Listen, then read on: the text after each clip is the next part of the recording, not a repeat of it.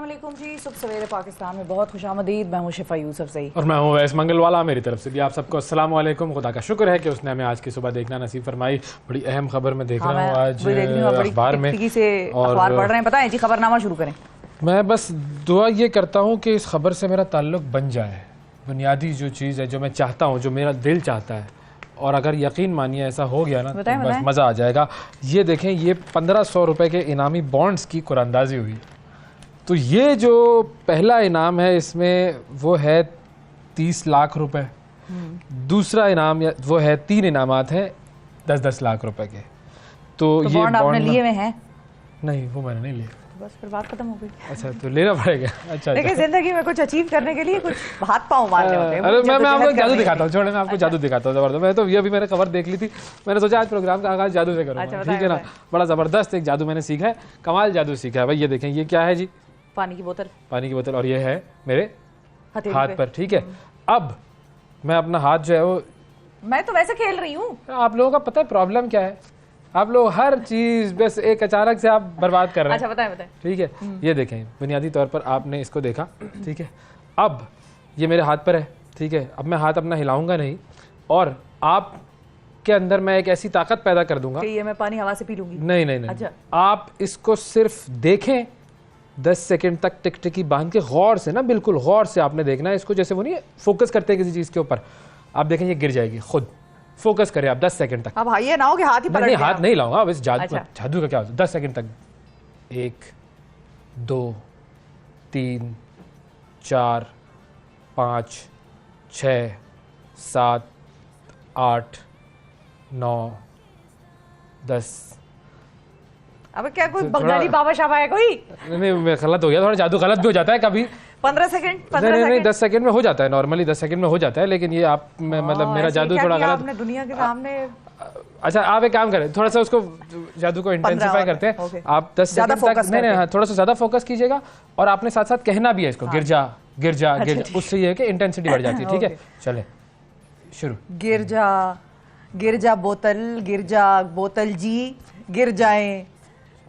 गिर जा गिर जा गिर जा गिर जा गिर जा। ये भी नहीं हो रहा। 10 हो गए पूरे? 10 हो गए। ये भी नहीं हो रहा। जादू की दूसरी वेरिएशन भी फेल हो गई है। ये कोई बनावा रहा है दुनिया को खामखा। अच्छा, आपको बना रहे हैं लोग, मुझे भी कहेंगे ये बनाते हैं दोनों सुबह मिल के लोग। नहीं। अच्छा, आप एक काम करें ना, अपना हाथ लाएं। आप ये उंगली इसको मारे। हाँ, और गिर गई ये बोतल। हाँ, मतलब क्या हुआ इसका? बना ही रहे थे आप। मतलब ये हुआ कि अगर आप कोई टारगेट अचीव करना चाहते हैं ना, तो आप देखते रहेंगे बैठ के, कुछ नहीं होगा। बोलते रहेंगे, कुछ नहीं होगा। मेहनत करनी पड़ेगी, हाथ हिलाना पड़ेगा।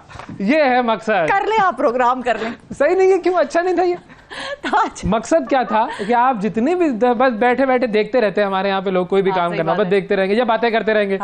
बातें करने से नहीं होता है, देखने से नहीं होता है, हाथ हिलाने से होता है, काम करने से होता है। जो भी आप काम करना चाहिए, ये मैं बताना चाह रहा था, जादू। सही है, लेकिन आपने उसको मेरी बात से जोड़ा। मैं भी इससे पहले यही कह रही थी कि कोशिश करेंगे। उससे मुझे याद आया ना, मुझे मैंने उस चीज को कैसे खूबसूरती से, जो बात आप नॉर्मली कह रही थी, मैंने उसको एक प्रैक्टिकल डेमोन्स्ट्रेशन के जरिए दिखा दिया।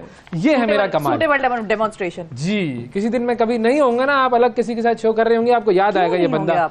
मतलब अगर कभी, क्यों अगर कभी मैं आजकल या वैसे नहीं वैसे जिंदगी में याद आएगा आपको यार। देखो, 2 अलग-अलग फेजेस है ना। एक है आजकल, नहीं मतलब वो जिसको कहते हैं ना माजी, नहीं सॉरी हाल। मैं मुस्तकबिल की बात कर रहा हूं। एक हाल है और एक मुस्तकबिल है। हाल में तो जरा ये क्यों नहीं होंगे, ये तो मैं कुछ नहीं कह सकती, लेकिन मुस्तकबिल में अगर ये ना हो तो समझ में आ जाएगा शायद। उस वक्त याद आएगा आपको कि देखो, एक बंदा था जो, मैं एक नॉर्मल सी बात कह रही थी, उसको वो कितना खूबसूरती से वो दुनिया को बताता था। फिर ये बात हुई। बिल्कुल ठीक है। तो बहरहाल जादू मैंने आपको दिखा दिया है। ये जादू जो है, ये बहुत अहम जादू है। जिंदगी में कुछ भी करना है तो आपको मेहनत करनी पड़ेगी। बातों से कुछ नहीं होता है, देखने से कुछ नहीं होता है, सिंपल। ठीक है जी, अब आप देखें, क्या देखें? 60 सेकंड न्यूज देखें और देखें कि दुनिया में क्या हो रहा है। फौजी तंसीबात पर हमला करने वालों का आर्मी एक्ट और ऑफिशियल सीक्रेट एक्ट के तहत ट्रायल होगा। पाक फौज कौमी सलामती कमेटी का इजलास आज होगा। इजलास में मुसल्लह अफवाज की क़यादत और हुकाम शरीक होंगे। पेट्रोलियम मसनूआत की कीमतों में कमी का ऐलान। पेट्रोल की कीमत में 12 रुपये फी लीटर कमी। हाई स्पीड डीजल 30 रुपये और मट्टी का तेल 12 रुपये सस्ता। सरबराह PDM मौलाना फजलुर रहमान ने सुप्रीम कोर्ट के बाहर धरना खत्म कर दिया। पाकिस्तान तहरीक इंसाफ के रहनुमा शहरियार आफरीदी और फयाज चौहान गिरफ्तार। फिरदौस शमीम जिस्मानी रिमांड पर पुलिस के हवाले। पाकिस्तान पिछले वर्ल्ड कप से बेहतर टीम है, सरफराज अहमद की शमूलियत वाज़े नहीं, मिकी आर्थर। अमेरिका का भारत में मजहबी आज़ादी की सूरत हाल पर तशवीश का इजहार। सऊदी अरब का पहला खलाई मिशन 21 मई को रवाना होगा। और न्यूजीलैंड के हॉस्टल में आग लगने से 10 अफराद झुलसकर हलाक।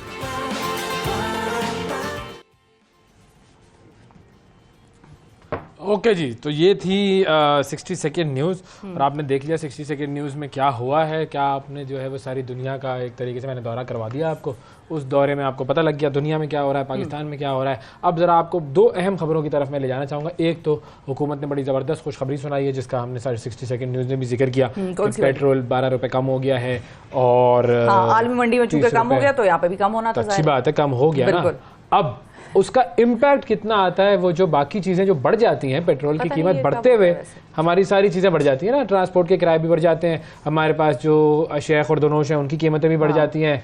अब देखते हैं कि उससे कितना फर्क किरायों में फिर भी वो फ्लक्चुएशन आपको बहुत हद तक नजर आती है कि किराया थोड़ा कम हो जाता है या बहुत कम होता है। लेकिन बाकी जो चीजें हैं और जो सब्जियां वगैरह हैं या वो जो पेरिशेबल आइटम्स हैं वो भी मौसम के साथ या कमी बेशी सप्लाई डिमांड के उसके साथ वो भी बढ़ती कम होती है। पेट्रोल की कीमत से उनका मैंने आज तक कम होना नहीं सुना है। हाँ, लेकिन और कोई चीज जो है दुनिया में वो पेट्रोल की कीमत कम होने से मुझे तो नहीं लगता कि कम हुआ है। वो खालिसतन आपकी वज़ीर ख़ज़ाना ने रिक्वेस्ट की है भाई, उन्होंने कहा है कि जो बाकी जो लोग जो कि पेट्रोल की वजह से जिन्होंने कीमतें बढ़ाई थी, जो ट्रांसपोर्टेशन वाले लोग हैं और जो बाकी जो चीज़ें बेच रहे हैं वो कम करें। तो वज़ीर ख़ज़ाना ने देखे रिक्वेस्ट कर दी है, अब ये काम सही तरीके से होगा। बिल्कुल ठीक है, और रिक्वेस्ट मानना चाहिए। कोई भी बंदा आपसे एक आदमी रिक्वेस्ट कर रहा है, आप मान लें उसकी, ठीक है, तो ये लोगों को मानना चाहिए। दूसरी चीज़ जो बड़ी अहम चीज़ हुई है वो क्या है, वो ये है कि पार्लियामेंट का मुश्तरका इजलास था, उसमें बच्चे की पैदाइश पर माँ बाप के लिए बामुआवजा छुट्टी का बिल यानी कि मैटरनिटी एंड पैटर्निटी बिल 2023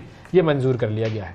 और अब इस बिल में उसके तहत क्या होगा कि बच्चे की पैदाइश पर वालिद जो है उसको भी 30 दिन की बामुआवजा छुट्टी मिल सकेगी। तो वालिद साहिबान खुश हो जाएं, आप भी 30 दिन तक छुट्टी ले सकते हैं और बामुआवजा छुट्टी होगी। और उसके बाद जो दूसरा बच्चे की कोई इजी हो जाए मैटरनिटी बिल जो है उसकी मंजूरी के बाद जो माँ है उसको पहले बच्चे की पैदाइश पर मिलेगी 6 महीने की छुट्टी। ये उन्होंने मतलब थोड़ा सा डिक्रीज किया है, छुट्टी इंसेंटिवाइज किया है बच्चे पैदा करने को। नहीं जी, पहले बच्चे में 24 करोड़ की आबादी में इंसेंटिवाइज कर रहे हैं मजीद बच्चे पैदा करने को। ये आप जरा सोचिएगा, बेसिक ह्यूमन राइट है, ये तो सारी दुनिया में होता है। सारी दुनिया छुट्टी होती है, माँ बाप को छुट्टी मिलनी चाहिए क्योंकि जाहिर है वालिदैन की जिम्मेदारियां होती हैं। और हमेशा ये होता था कि माँ को छुट्टी मिलती थी, बाप को नहीं मिलती थी, तो अब उन्होंने उस चीज़ को इंक्लूड किया है, विच इज़ गुड। भाई बाप भी जाहिर है माँ की हेल्प करेगा क्योंकि जो प्रेगनेंसी के बाद के जो दिन होते हैं वो बहुत अहम होते हैं, मुश्किलात होती हैं उसके अंदर बड़ी ख़वातीन की, तो मर्दों को उसमें हेल्प करना चाहिए। वो कहते हैं उनके पास बहाना होता है कि जी हमें तो ऑफिस जाना है, बॉस छुट्टी नहीं दे रहा। तो अब हुकूमत ने ये ऐलान कर दिया, अब आप छुट्टी ले सकते हैं, अब आपकी बेगम के सामने आपका बहाना नहीं चलेगा। ये बेसिक चीज़ उन्होंने की। अच्छा, मैं जो बता रहा था कि ख़वातीन को क्या सिलसिला होगा, 6 महीने की छुट्टी मिलेगी पहले बच्चे की पैदाइश पर, ठीक है। फिर उसके बाद दूसरे बच्चे की पैदाइश पर मिलेगी 4 महीने की छुट्टी और तीसरे बच्चे की पैदाइश पर 3 महीने की छुट्टी मिल सकती है। उन्होंने कम कर दी छुट्टी। क्यों, बच्चा तो वैसे ही पैदा होता है ना, जैसे हमेशा पहला पैदा होगा वैसे ही तीसरा भी पैदा होगा, काम भी वैसे ही होंगे, तकलीफ भी वैसे ही होगी, बीमारी भी, मतलब वो जो तबीयत की नासाजी है वो भी वैसे ही होगी। तो ये कौन सी साइंस है, समझ में नहीं आया मुझे, इस पर होना चाहिए। ये बिल आया था पाकिस्तान तहरीक इंसाफ के दौर में, पैटर्निटी जो बिल था ये आया था और उस वक्त बड़े लोगों ने इसकी मुखालफत की थी और कुछ लोग एक्चुअली डिवाइडेड था हाउस इस पे। उस वक्त वो लोग ये कह रहे थे कि देखो ये स्वीडन और ये जो ममालिक है ना जहाँ पर आबादी कम है और वहां पर बच्चे पैदा होते हैं, जिस तरह ऑस्ट्रेलिया में आपका एक बच्चा पैदा होता है वो आपको पता नहीं कितने $100 देते हैं, फिर दूसरा बच्चा पैदा होता है फिर वो डॉलर जो है वो उतनी ही तादाद में डबल हो जाते हैं। ये नहीं है कि दूसरा हुआ तो 250 देंगे और पहला हुआ तो 500 देंगे, उतनी तादाद में वो डबल हो जाता है, तीसरा हो जाता है अगर। तो ये मैंने एक जमाने में सुना था, I am not very sure about it कि क्या आज भी ऐसा होता है। एक जमाने में वो लोग तीसरा होता था तो आपको घर भी दे देते थे, काउंसिल हाउस कहते हैं उसको, या हुकूमत की तरफ से बाकायदा घर दे देते थे कि बच्चा जो है वो प्रॉपरली पले पड़े और पेरेंट्स को ज्यादा तकलीफ ना हो। आप बात करें, मैं जरा ऑस्ट्रेलियन वीज़ा वेबसाइट खोलूँ जरा, चेक कर लो ना यार क्या भाई। तो आपके तो हो गए ना, तो अभी होएंगे, जिनका होना है या होगा उस सरजमीन पर, वो वाली कहानी है कुछ इस किस्म की। मैं इसके बारे में मजीद सोचूंगा कुछ। तो लेकिन जो अहम बात मैं एक और बता रहा था अब इसमें ये जरूर है, इससे आई एग्री कि भाई खवातीन अकेली होती हैं। अच्छा, मर्द की छुट्टी होने में वो जो आपने बात की ना कि मिलजुल कर काम करना या बांट कर, वो जो एक स्ट्रेस होता है, नींद, एक औरत ही बेचारी की नींद जो है वो डिस्टर्ब होती है। आदमी जाहिर है वो नींद अपनी कॉम्प्रोमाइज कर भी नहीं सकता, उसने दफ्तर जाना है तो वो काम भी उसको करना। माँ ने भी अगर दफ्तर जाना होता है ना तो माँ कॉम्प्रोमाइज करती ही है भाई, ये तो है, वो तो मतलब तय है कि उसी ने उस बच्चे को दूध पिलाना है, उसी ने उस बच्चे को साफ करना है। ज्यादातर रिटर्न वो जो जिसको कहते हैं ना लिखी हुई जिम्मेदारी, तो वो लिखी हुई जिम्मेदारियों में। लेकिन वो इस तरह से इस बिल की हुई थी उस जमाने में मुखालफत, और लोगों ने कहा कि पाकिस्तान में इस किस्म के इंसेंटिव्स मटर्निटी और मटर्निटी वाले जो है मामला इसमें नहीं देने चाहिए, क्योंकि पहले ही हमारी आबादी जो है वो शुतर बेमुहार, जो क्या होता है शुतर बेमुहार। लेकिन कोई बात नहीं, कोई बात नहीं, पैदा हो रहे हैं ना, अच्छी बात है। अच्छा, अब इसमें एक और चीज़ बता दूं, बिल के मुताबिक वालिद को दौरान मुलाजमत छुट्टियां 3 दफ़ा मुयसर होगी, यानी 3 बच्चों की इन्होंने दे दी है एक पॉलिसी में। 3 बच्चों की 3 दफ़ा मुयसर होने से ज़्यादा, मतलब कि एक बच्चे की पैदाइश पे वो फिर वक्फे से बच्चे छुट्टियां ले सके, इस तरह से भी हो सकता है। ये 3 दफ़ा होगी मेरे हिसाब से, कि भाई 3 बच्चे बस, आगे बढ़ोगे फिर छुट्टियां नहीं मिलेगी। और ये कानून का इतलाक इस्लामाबाद की हदूद में निजी और सरकारी दोनों तरह के इदारों पर होगा। तो इस्लामाबाद में बच्चे पैदा होने पर होगा, सूबों की बात नहीं हो रही है। ये देखें 350 लोग, 350 एमएनएस मिलकर इस्लामाबाद के लिए कवानीन बनाते हैं, और इस्लामाबाद और बाकी पूरा मुल्क जो है वो जाहिर है उनकी सूबाई असेंबलीज बनाती हैं, और उनकी भी इम्प्लीमेंटेशन नहीं होती। और खुद भी वो एमएनएस एमपीएस पे अगर कोई मुश्किल वक्त आ जाए तो फिर वो जो ज्यादा पावरफुल लोग हैं उनकी मिन्नतें तरले कर रहे होते हैं, छुट्टी दे दो साहब। तो इस तरह की जो है वो काम हो रहे होते हैं। अच्छा, अब गरीब ममालिक के हवाले से भी जरा बात कर लें, क्योंकि पॉपुलेशन कौन सा, आप क्या अमीर ममालिक की बात कर रहे हैं अभी? क्या मैं वही कह रही हूं, कौन से कोई स्विट्जरलैंड की बात नहीं, मतलब ओवरऑल गरीब ममालिक के अगर शहरियों का, तरक्की याफ्ता मुल्कों की शहरियत की ख्वाहिश एक आम सी बात होती है ना, सब चाहते हैं ऑस्ट्रेलियन वीजा वेबसाइट खोल के बैठा हुआ हूं, सब चाहते हैं। अच्छा, इस मकसद के लिए हर किस्म के जायज़ और नाजायज़ हरबे इख्तियार किए जाते हैं। हमने ये भी देखा कि गरीब ममालिक से लोग जब इमिग्रेशन या निकल के जाते हैं तो गैर कानूनी रास्ते भी अपनाते हैं, और वो जो हमारी एक थी खिलाड़ी कि जिनकी डेथ हो गई थी, इसी तरह गैर कानूनी तरीके से वो जा रही थी। इस तरह हज़ारों बेशुमार कहानियाँ आपको मिलेंगी। अच्छा, ऐसा ही एक फ्रॉड जो है वो बरतानिया में सामने आया है,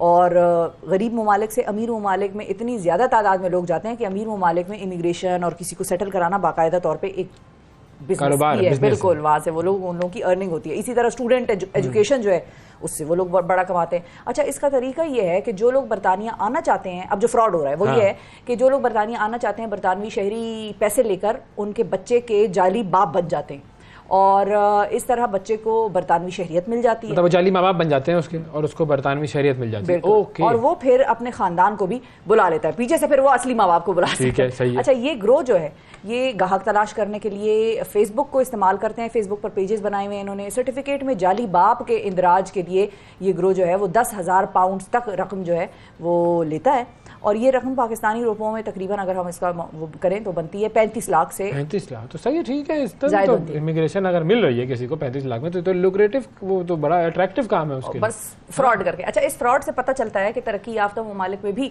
किस कदर बदउनवानियां और किस कदर जो फ्रॉड है वो फैलता है। जहाँ इंसान है वहाँ गड़बड़ तो होगी, इसीलिए कवानीन बनाए जाते हैं ना सारी दुनिया में। ठीक है, बिल्कुल। तो जाली बाप, तो मतलब वो जो जाली बाप का सर्टिफिकेट है वो बनाना भी मुमकिन है बरतानिया जैसी जगह पर। अंदाजा लगाएं आप, तो ये भी हो रहा है। और 10 लाख पाउंड है आपने बताया जी।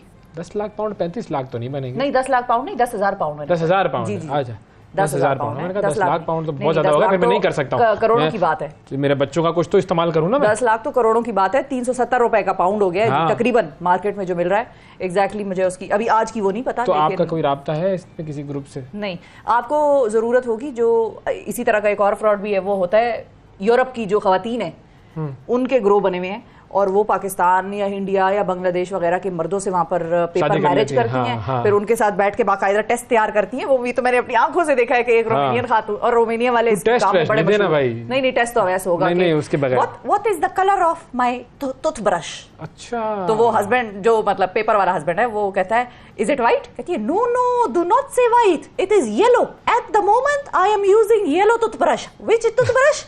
वो आगे से कहता है येलो। ये मैंने आंखों से अपनी तैयारी देखी है। और 5,000 पाउंड उस खातून ने लिए, और आखिर में उसके साथ हुआ क्या, उस हजरत के साथ बंदी भी फरार हो गई। जिस दिन इंटरव्यू था उनका हजरत का, बंदी फरार हो गई, 5,000 रुपए भी ले गई और उसके घर में जो बाकी मानदार रकम थी वो भी अपने।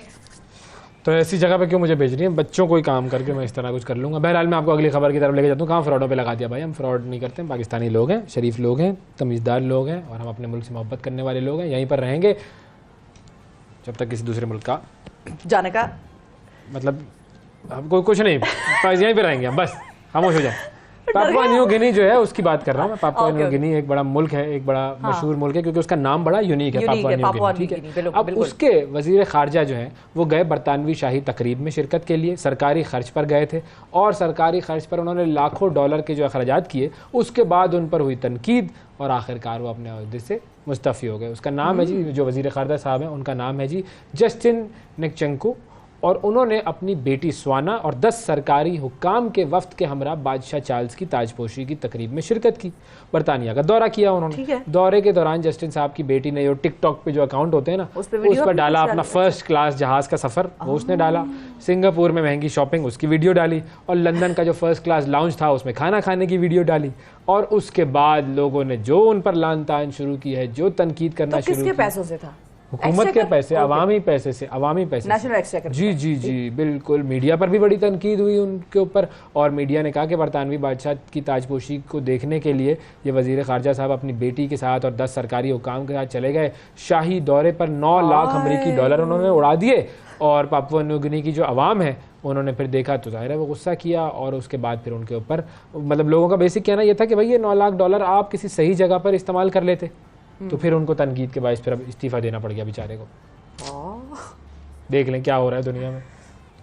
मैं नहीं जाऊंगा बरतानिया के, लेने के देने ही पड़ गए वैसे वो बाबूजी को ना, बेटी को साथ ले गए तो बस लेने के देने ही पड़ गए वैसे। सही बात है, मैं आपको बताऊं। अच्छा, पापुआ न्यू गिनी के पापा जो थे वो अब वापस आ जाए पाकिस्तान की तरफ आ जाए। हालात हमारे भी कोई बड़े अच्छे नहीं है, हम भी इस किस्म की हरकतें करते हैं कि हम भी शोखी हो जाते हैं। जरा बेटी उनकी शोखी हो गई थी, वो पहली दफा कहते हैं ना नदीदे, जिन्होंने पहली दफा नौदौलती टाइप चीज, तो सोशल मीडिया पर मत डाली जाए, हर चीज सोशल मीडिया पर ना डाली जाए। और मेरा तो वैसे जाती तौर पर मानना ये है, बहुत सारी चीजें मतलब आपकी जिंदगी में बहुत कुछ अच्छा हो रहा होता है, जबरदस्त हो रहा होता है, मैं कम से कम वो सोशल मीडिया पे बहुत कम उसकी जीनत बनाती हूँ। नजर लगती है भाई, नजर लगती है। आप खामखा लोग समझते हैं कि आपके अच्छा, और उससे क्या परसेप्शन जाती है कि आपकी जिंदगी बिल्कुल ही परफेक्ट है, उसमें ना कोई उतार है, ना चढ़ाव है, ना कोई प्रॉब्लम है। अंदाजा होना चाहिए कि हम हैप्पी मोमेंट्स ही डालते हैं और क्या, खुशियां बांटने से बढ़ती है, ये भी तो एक फार्मूला है। हाँ ये भी है, बिल्कुल ये अच्छी चीज है, बिल्कुल ये। लेकिन यहाँ पर बांटने से ज्यादा लोगों के सामने शो ऑफ करने का जो आंसर आ जाता है वो आपको काटने की कोशिश करते हैं। वो समझते हैं भाई आप तो बहुत ऊंची उड़ाने भर रहे हैं और वो बस बुलिंग का बड़ा है उसमें। तो ये जहन में मैं रखती हूँ हमेशा, मेरी अपनी जाती प्रैक्टिस ही है।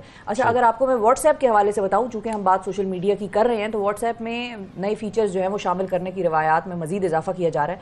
और फेसबुक, इंस्टाग्राम और व्हाट्सएप की जो मालिक कंपनी है मेटा, उसने बताया ये है कि सार्फिन की गुफ्तगू को मजीद महफूज बनाने के लिए एक नए फीचर का इजाफा जो है वो किया जा रहा है व्हाट्सएप की ऐप में। और इसकी बदौलत जल्दी व्हाट्सएप इस्तेमाल करने वाले सार्फिन अपनी गुफ्तगू को छुपा सकेंगे, यानी कि हाइड कर सकेंगे। और जिस तरह इंस्टाग्राम में मेरा ख्याल है वो वैनिश मोड होता है ना, आप कभी ऑन कर देते हैं, अच्छा अचानक वैनिश मोड है। मैं हाँ वैनिश मोड है, स्क्रीन ब्लैक हो जाती है। वैसे मैं बताती हूँ आप लोगों को भी, मैं दिखाती हूँ अगर किसी को नहीं पता। और वो वैनिश मोड अक्सर वो इतना आसान है कि वो कभी कभी आपका हाथ लग जाए तो वो वैसे ही स्क्रीन काली हो जाती है। अगला कहता है पता नहीं ये मुझसे क्या बात करने लगा है जो इसने वैनिश मोड ऑन कर दिया। तो वो मैं आपको दिखाती हूँ। हल्का सा वैनिश मोड जो है ना वो ऑन हो जाता है, ब्लैक कलर की आपकी स्क्रीन हो जाती है। अगर आपने इंस्टाग्राम का मैसेज की अगर आप खोलें ना, मिसाल के तौर पर मैं अवैस मंगलवाला का ही आया हुआ है, देखें क्या आप सुबह सुबह मुझे मैसेजेस भेज रहे हैं।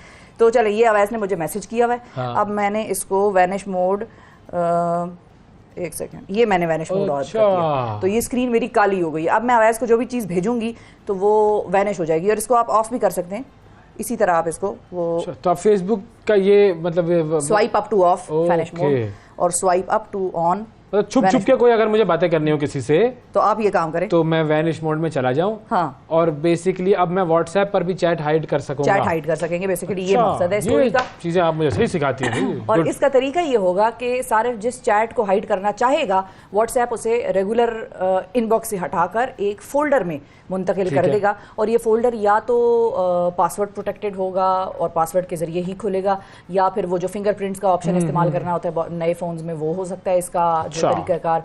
यूँ मोबाइल फ़ोन किसी के हाथ लग भी जाए अगर, और राजदारी कायम रहेगी आपकी और गुफ्तगू भी डिलीट नहीं करनी पड़ेगी क्योंकि वो तो आपने चैट ही पहले ही हाइड की हुई है। अच्छा, शादीशुदा अफराद के लिए ये फीचर जो है वो सबसे अहम हो जाएगा। तो मैंने तो सारे नाम ही इस तरह सेव किए हैं, समी प्लम्बर, जुनैद कारपेंटर, तो इस तरीके से अलग-अलग जुनैद से कुछ क्या, भी क्या नाम है? बस ये मैं सब ऐसे सब राज खोल दूं। नहीं, समी कारपेंटर तो समीन हो सकती है, समरीन हो सकती है, साइमा। तो जुनैद मैंने वैसे ही कह दिया, लेकिन अच्छा। मैंने इस तरीके से सेव किए हुए नंबर, ठीक है। नहीं तो आपने सबको कारपेंटर, दिहाड़ीदार, सबको ऐसा ही इस बनाया तरीके से भाई, जाहिर है। डॉक्टर, जी डेंटिस्ट, जी जी जी सबके साथ कोई ना कोई पेशा लगाया है इन्होंने। तो यानी कि बेगम साहिबा देखें, जब किसी पेशे वाले की कॉल आ रही हो तो आपके पास ये हतमी बुनियाद पर ये शक करने का मौका मौजूद है कि आप 70% इसको ये समझे कि अगर ये डॉक्टर कॉल कर रहा है, कोई भी ये डॉक्टर नहीं है ये डॉक्टर नहीं।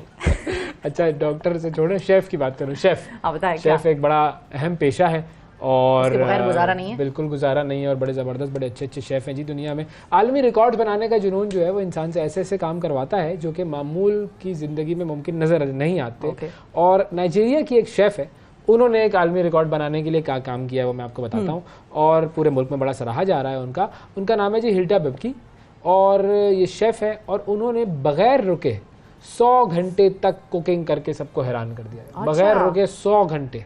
इस दौरान 100 मुख्तलिफ किस्म के उन्होंने खाने तैयार किए, और इस सारे अमल के दौरान हुजूम जो भी क्राउड था वो बड़ी उनकी हौसला अफजाई करता रहा। सियासतदान भी वहाँ पर शामिल थे, सेलिब्रिटीज़ भी शामिल थे, और Guinness book of world record जो है उन्होंने ये कहा है कि वो इस कारनामे का जायज़ा ले रहे हैं ताकि तस्दीक के बाद उनका नाम भी आलमी रिकॉर्ड में शामिल किया जा सके। 27 साल ये खातून है बेबकी, और उनका इरादा ये था कि वो 96 घंटे तक कुकिंग करेंगी, लेकिन वो जो पब्लिक थी वो उन्हें चीयर अप करती रही, मुसलसल उकसाती रही, और आखिरकार उन्होंने 100 घंटे पूरे कर लिए। तो उनका टारगेट 96 का था, पब्लिक लगी हुई थी नहीं 100 करो 100 करो। भाई देखो यार, फ्री हो गए हो अब तो, 4 घंटे और फिर उसने कर लिए 100 घंटे पूरे, बिल्कुल।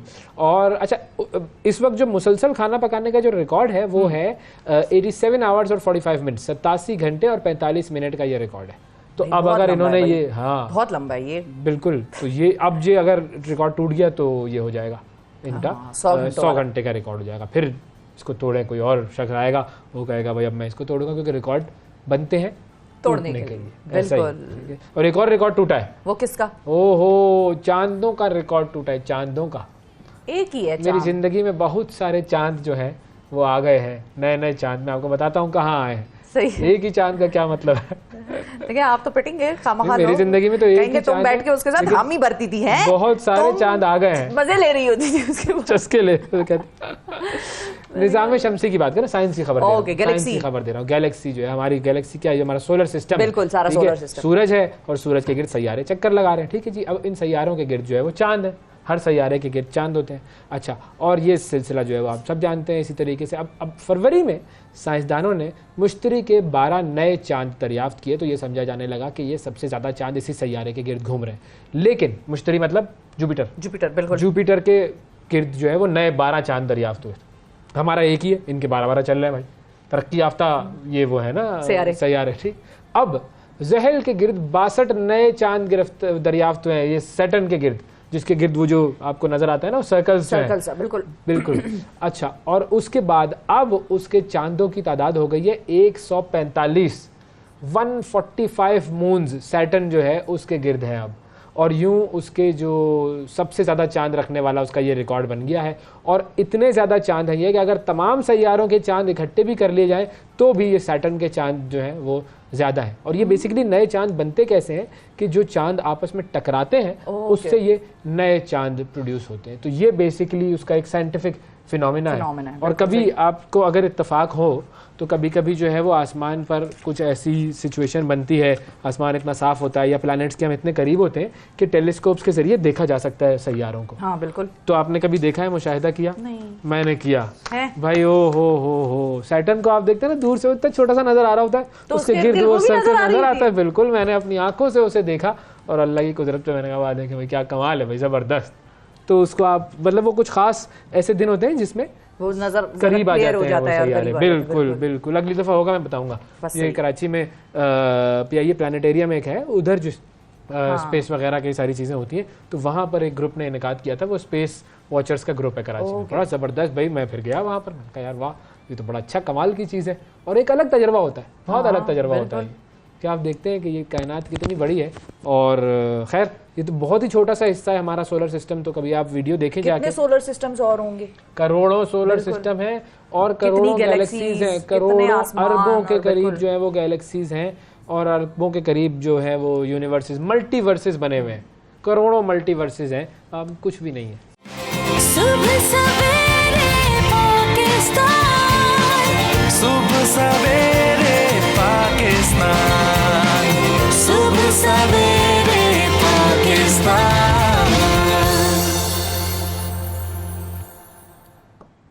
वेलकम बैक सुबह सवेरे पाकिस्तान में एक मरतबा फिर खुशामदीद। टेलीविज़न की जो दुनिया है उसमें बहुत सारी ऐसी शख्सियात होती हैं जो कि हमारे सामने टेलीविज़न स्क्रीन पर आती हैं और उस स्क्रीन के ज़रिए वो शख्सियात ऐसी हैं कि जो कि हमारे दिलों में घर कर जाती हैं।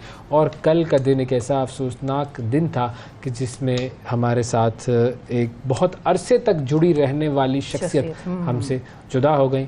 शोएब हाशमी साहब, जो कि पाकिस्तान के मशहूर ड्रामा निगार, लिखारी, मुसन्निफ़ और एक्टर और उस्ताद, जो कि उनकी सबसे बड़ी वजह शोहरत थी। उनकी सलाहियतें बुनियादी तौर पर किसी एक मैदान तक महदूद नहीं थी और अदाकारी भी उन्होंने की, मेज़बानी भी की, ड्रामे भी लिखे, कॉलम्स भी वो लिखते थे और टीचर भी थे। और ज़्यादातर वैसे तो ज़िंदगी का उन्होंने जो हिस्सा है वो गवर्नमेंट कॉलेज लाहौर में माशियात के उस्ताद की हैसियत से गुजारा। इकोनॉमिक्स वो पढ़ाते थे और उनकी जो बेसिक डोमेन थी वो भी इकोनॉमिक्स से थी। लेकिन जो पाकिस्तान टेलीविज़न है उससे उन्होंने अपना रिश्ता जोड़े रखा और अब हम बेसिकली उनके बारे में कुछ बातचीत करना चाहेंगे आपसे और आपको हम बताएंगे कि शोएब हाशमी साहब की क्या क्या खुसूसियात थी, कुछ क्लिप्स वगैरह भी दिखाएंगे और फिर हम आपसे ये बात भी करेंगे कि कौन कौन से ऐसे पाकिस्तान टेलीविज़न के फ़नकार हैं, मेज़बान हैं, लिखारी हैं जो कि आपको अभी भी याद आते हैं और वेटरन्स में शुमार होते हैं और आपको पसंद है। बिल्कुल। तो पहले शोएब हाशमी साहब की हम बात करते हैं, उनका जिक्र करते हैं। 1938 में वो पैदा हुए थे और गवर्नमेंट कॉलेज लाहौर से, जैसा मैंने बताया था कि माशियात उनकी फील्ड थी, तो मईशत में एमए किया था और फिर लंदन स्कूल ऑफ इकोनॉमिक्स में उन्होंने मास्टर्स किया और फिर लंदन की एक है royal academy of dramatic arts, RADA जिसको कहते हैं, बिल्कुल, वहाँ से उन्होंने अदाकारी और ये दोनों मीडिया इंस्टीट्यूशंस अपनी एक्सीलेंस के बारे में माने जाते हैं। लंदन स्कूल ऑफ इकोनॉमिक्स भी जिस चीज़ के लिए मशहूर है वो इकोनॉमिक्स है और जो राडा है बिल्कुल वो एक्टिंग की एक्सीलेंस में टॉप पर है। राडा से तो खैर पाकिस्तान के बहुत सारे ऐसे लोग हैं जिन्होंने तालीम हासिल की। तलत हुसैन साहब ने वहाँ से पढ़ा, जैनुद्दीन साहब ने वहाँ से पढ़ा। देखिए हम एक ज़माने में ना जब ये लोग थे, मैं क्यों कहती हूँ कि हमारे पुराने वक्तों के जो लोग थे वो काबिलियत की एक मेराज को छूते थे। बिल्कुल। और वो जो भी चीज़ करते थे, एक्टिंग करेंगे तो उसमें एक्सेलेंस दिखाएंगे वरना नहीं करेंगे। वो तालीम के शोबे में अगर कुछ काम कर रहे होंगे तो वो उसमें एक्सेलेंस दिखाएंगे वरना वो नहीं करेंगे। ये उनका एक अप्रोच होती थी towards life and towards achievements. आजकल हम for the sake of degree लेना है तो डिग्री लेना है, पास होना है यार, 50 नंबर लेने हैं, पास होना है। हमारा बिल्कुल ही जो जिंदगी की तरफ देखने का तरीका है, की तरफ जाने का जो रुझान है या जो जज्बा है वो कम हो गया है। हम बस काम चलाओ हो चुके हैं, इसीलिए हमें हर चीज में अपना स्टैंडर्ड जो है वो ओवर द इयर्स, डेकेड्स, बल्कि ओवर द डेकेड्स डिग्री जिसको कहते हैं ना डिग्रेड होता नजर आ रहा है। अच्छा, फिर वो पाकिस्तान आए और अब उनका मामूल क्या था? दिन को वो कॉलेज में पढ़ाते थे और शाम को पाकिस्तान टेलीविजन पर आवाम को एंटरटेन करते थे। अक्कड़ बक्कड़ पीटीवी पर ये उनकी पहली प्रोडक्शन थी। छोटे स्किट, जैसे आप वो सेसमी स्ट्रीट है ना जी, सेसमी स्ट्रीट का यूँ कह लीजिए कि एक उन्होंने थोड़ा सा बड़ों के लिए एक वर्जन बनाया। फिर उसके बाद टाल मटोल उनका प्रोग्राम था। गपशप एक बड़ा मशहूर शो था और उसमें कई बड़े अदाकारों को उन्होंने मुतारफ़ करवाया। बिल्कुल। अच्छा, नैयरा नूर को भी, जो नैयरा नूर साहिबा हैं, उनको भी उन्होंने मुतारिफ कराया था। फिर भुट्टो दौर में तो वो पीटीवी पर खुलकर खेलते थे, मतलब बैटिंग बॉलिंग आपको उनकी याद होगी। लेकिन ज़ियाउल हक साहब का जो दौर था वो ऐसा था कि उनकी मुश्किलात बढ़ने लग गई और क्योंकि ज़ाहिर है उस दौर में पाबंदियाँ बहुत ज़्यादा थी तो आपको लिखने में मुश्किल होती थी, क्योंकि आप ज़ाहिर है जिस भी चीज़ के बारे में लिखना चाह रहे हैं तो वो फिर सही नहीं, हुकूमत उसको सही तरीके से परसीव नहीं करती और फिर ज़िया दौर में उनका जो टीवी शो था वो ऑफ एयर कर दिया गया, बलेला, बिल्कुल वो ऑफ एयर कर दिया गया। वो उनकी उसी तरक्की पसंद असातिज़ा में शामिल थे जिनका तबादला मुल्क के दूर दराज इलाकों में कर दिया गया और उन्हें पिंड दादन खान भेज दिया गया था। शोएब हाशमी साहब की जो अहलिया हैं सलीमा हाशमी, वो फैज़ अहमद फैज़ की बेटी थी जो कि मार्शल लॉ के सख्त खिलाफ थे। तो जाहिर है वहाँ से भी जो रैत आता था वो भी इनकी तरफ आता था। शोएब हाशमी को तमगा इम्तियाज़ और प्राइड ऑफ परफॉर्मेंस जैसे अवार्ड से भी नवाजा गया और 10 बरस पहले उन पर फॉलेज का जो हमला है वो हुआ और उस वजह से वो बिस्तर से जा लगे और 15 मई को यानी कल के दिन उनका इंतकाल हुआ। खालिक हकीकी से वो जा मिले। अच्छा, कॉलर भी हैं हमारे साथ जी। अस्सलाम वालेकुम। अस्सलाम वालेकुम जी। सबसे पहले तो सर अपने टीवी की आवाज़ प्लीज़ बंद कर दीजिए। और जिस भी मुइन से आप मुखातिब थे उस मुइन को छोड़ के आप हमसे बात करें। मुइन को मोबाइल क्या नाम है सर आपका? जी गौस मोहम्मद सुलेमान खेल। गौस मोहम्मद सुलेमान खेल। अच्छा, बड़ा आपने एड्रेस बता दिया, खत नहीं भेजना हमने आपको जनाब। बहुत शुक्रिया, आपने हमारे प्रोग्राम में कॉल की। ये बताएं, पीटीवी आप देखते थे पहले भी ज़ाहिर है, तो उसमें आपको कौन कौन से ऐसे लोग हैं जो अभी भी याद हैं? मोहम्मद अली, मुनव्वर ज़रीफ। मोहम्मद अली और मुनव्वर ज़रीफ तो फिल्मी अदाकार हमारे माशाल्लाह, बड़े ज़बरदस्त फिल्मी अदाकार और कमाल उन्होंने अदाकारी की। क्या चीज़ उनकी आपको अच्छी लगती थी? बस उसका लहजा, उनका बोलना और उनका संजीदा अदाकारी जो है, मनफी चीजें उनमें नहीं थी। वो हमेशा समझाते थे अदाकारी करके। मोहम्मद अली साहब की भी क्या ही बात वाकई, और मुनव्वर ज़रीफ साहब भी बड़े आर्टिस्ट। बिल्कुल शब्बो शब्बो जज साहब, मेरी जिंदगी के 10 साल मुझे वहाँ पे ऐसे कुछ इसी तरह के उनके जो डायलॉग बड़े मशहूर थे। आवाज देखिए, वो हीरोइक जो एस्पेक्ट था ना, वो हीरोज में नजर अब तो खैर कम आता है, लेकिन अगर उस दौर के हीरोज में मैं बात करूं तो मुझे बिल्कुल मोहम्मद अली साहब जो हैं वो मतलब I admire him for his looks, और उनका जो एक ऑरा था वो बिल्कुल ऐसा था जैसा एक फिल्म में हीरो का होना चाहिए। जी बिल्कुल, थैंक यू जी, बहुत शुक्रिया सर, बहुत शुक्रिया गौस साहब, आपने कॉल की और बताया कि जी आपको कौन से अदाकार अभी तक, और ये वो अदाकार जैसे ये, हाँ आप देखें हमारे पास स्क्रीन पर जो चला अब अलिफ, यहाँ टीवी पर जो है कुछ दिखा दिया जाए तो बेहतर होगा। ठीक है, बिल्कुल वैसे ही दिखाएंगे इंशाल्लाह जी, बिल्कुल। थैंक यू, बहुत शुक्रिया आपका, बहुत शुक्रिया। बड़ी उन्होंने अहम बात की है कि वैसी ही चीज़ें कुछ टीवी पर दिखा दी जाए आज के दौर में। बिल्कुल जी। ताशफीन अहमद साहब हैं जी कोयटा से हमारे साथ। अस्सलाम वालेकुम जी। वालेकुम अस्सलाम जी। ताशफीन बताइए, कौन से पीटीवी के दौर के अदाकार आपको आज भी याद हैं और आप पसंद करते हैं उनको? वैसे तो बहुत सी लिस्ट बहुत लंबी है, लेकिन मोइन अख्तर साहब द लेजेंड हैं। इसके अलावा हसाम काजी होते थे कोयटा से, एक बहुत अच्छे एक्टर थे। कौन होते थे?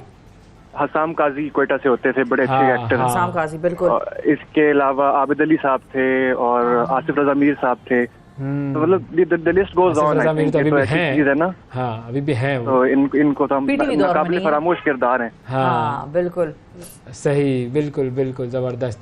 अच्छा, तो आपकी वैसे अपनी उम्र क्या है? मैं तो 24। अच्छा, तो आपने ये सारी चीज़ें पीटीवी की जो पुरानी है वो सब देखी हुई है? जाहिर है आज आर्काइव वगैरह में आती रहती है, प्लस अब आजकल यूट्यूब का दौर है तो ड्रामा वगैरह पुराने मिल जाते हैं। हाँ ज़बरदस्त, बेहतरीन, ये ज़रूरी है, देखना चाहिए। बिल्कुल बिल्कुल, गुड, थैंक यू जी, बहुत शुक्रिया ताशफीन साहब, और आपने बड़ी अच्छी बात की। मोहम्मद अली हैं फैसलाबाद से। अस्सलाम वालेकुम। वालेकुम सलाम जी। मोहम्मद अली साहब बताएं, कौन से पीटीवी के एक्टर्स पुराने वक्तों के वेटरन्स में अगर हम बात करें आपको याद हैं और पसंद करते थे आप उनको?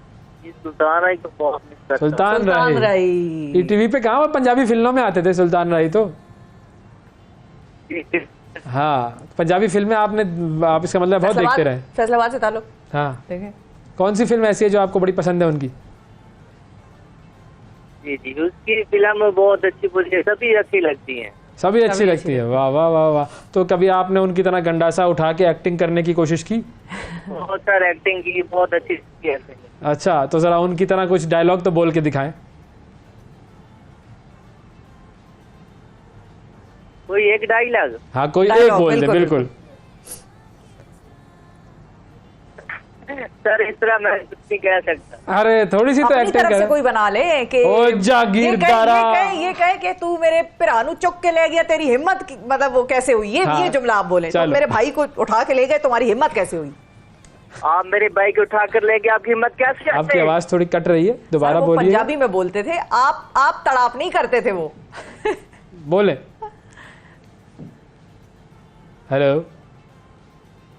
हेलो, आप मेरे भाई को उठा कर ले गए, आपकी हिम्मत कैसे हुई? हाँ, आप थोड़ा इसमें जज्बा लाएं, थोड़ा गुस्सा लाएं, थोड़ा जज्बात लाएं। और पंजाबी में आप सबको नहीं छोड़ूंगा। ओहो, लेकिन ऐसे आप नहीं है सर, मैं तेनू नहीं छड़ांगा। ये कैसी स्टेफा ने जबरदस्त अदाकारी की, ऐसे बोले।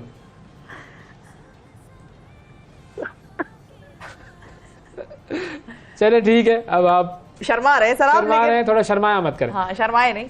थैंक यू, बहुत शुक्रिया जी, बहुत शुक्रिया। दानिश साहब है जी इस्लामाबाद से, दानिश अथर साहब। अस्सलाम वालेकुम दानिश। वालेकुम अस्सलाम, कैसे हैं आप?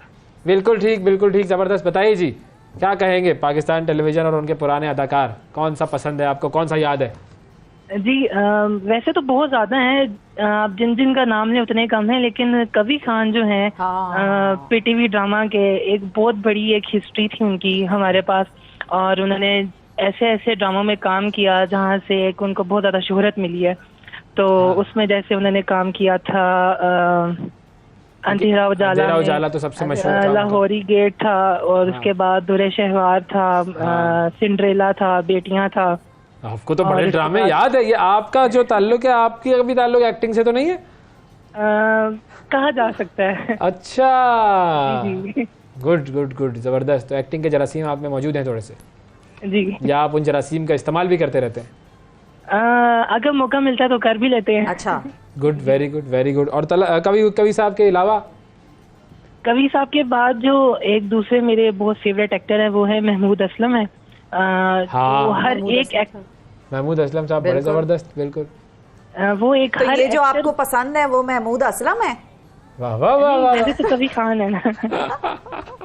बस वो आ रही है आवाज वो एक्चुअली हमारी स्क्रीन पे तस्वीरें भी जिन एक्टर्स की चल रही हैं वो भी इतनी खूबसूरत, मतलब आप बिल्कुल ही आप पीछे रिवर्स गियर में आप चले जाते हैं, आप देखें उनका पुराने वक्त की तस्वीर, नए वक्त की तस्वीर। थैंक यू, बहुत शुक्रिया आपने कॉल की, और बड़ा जबरदस्त जी, वाकई ये याद करना चाहिए हमें। अच्छा, लोगों को। इतने ये लोग हम्बल थे। मैं आपको बताऊं आजकल का तो दौर ही अलग हो गया ना, कमर्शियलाइजेशन, पैसा। और फारूक ज़मीर साहब को एक दफ़ा लाहौर में हम गाड़ी में बैठे हुए थे, तो वो जो रेयर व्यू मिरर होता है उसमें देखा तो पीछे एक वाइट स्विफ्ट थी, पुरानी खैबर गाड़ी थी, उसको खैबर कहते थे उस वक्त, वो थी। और उसमें फारूक ज़मीर साहब जो हैं वो बैठे, अब खुद ड्राइव कर रहे हैं, और बड़ा हम्बल किस्म का बैकग्राउंड। उनको हम सारे एक्साइटेड हो गए, सब कजन्स बैठे हुए, और ये तो पीछे हमारे एक्टर इतना बड़ा आ रहा है, उनको हम सारे मुड़ गए आगे। बत्ती जो है वो सबज होकर लाल हो गई, लोग कहें ये क्या हो रहा है इन दो गाड़ियों में।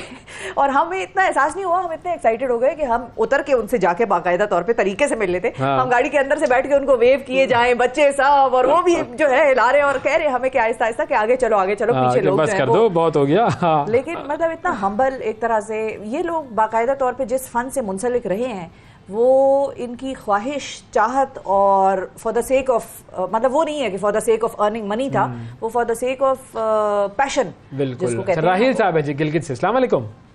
वालेकुम सलाम सर। जी राहिल साहब कैसे हैं, ठीक ठाक हैं? अल्हम्दुलिल्लाह सर, आप कैसे हैं? ठीक हैं, बिल्कुल ज़बरदस्त। बताइए जी, कौन से ऐसे अदाकार हैं जिनको आप मिस करते हैं, या अदाकारा हैं या मेज़बान जो कि हमें टेलीविज़न की स्क्रीन पर नज़र आते रहे? वालेकुम सलाम।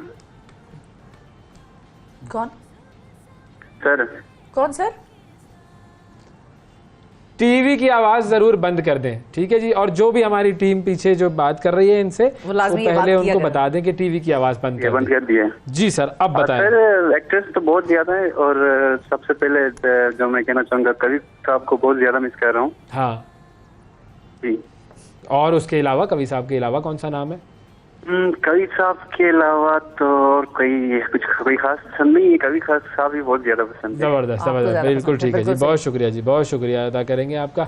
अच्छा, ये तो हमने कुछ जो है वो जरा पुरानी यादों को हमने ताज़ा किया, और इसी तरीके से हम इस तरह कॉल इन सेगमेंट्स करते रहेंगे ताकि आप लोग भी हमारे प्रोग्राम में जो है वो शामिल होते रहें, अपनी कॉल्स और अपनी बातचीत में हमसे अपने बड़े बड़े लोगों के नाम वो बताते रहें, उनको हम याद करते रहेंगे, उनको देखते रहेंगे और उनसे सीखते रहेंगे। वक्फा लेते हैं, वक्फे के बाद दोबारा हाजिर होंगे। सुबह सवेरे पाकिस्तान, सुबह सवेरे पाकिस्तान, सुबह सवेरे पाकिस्तान।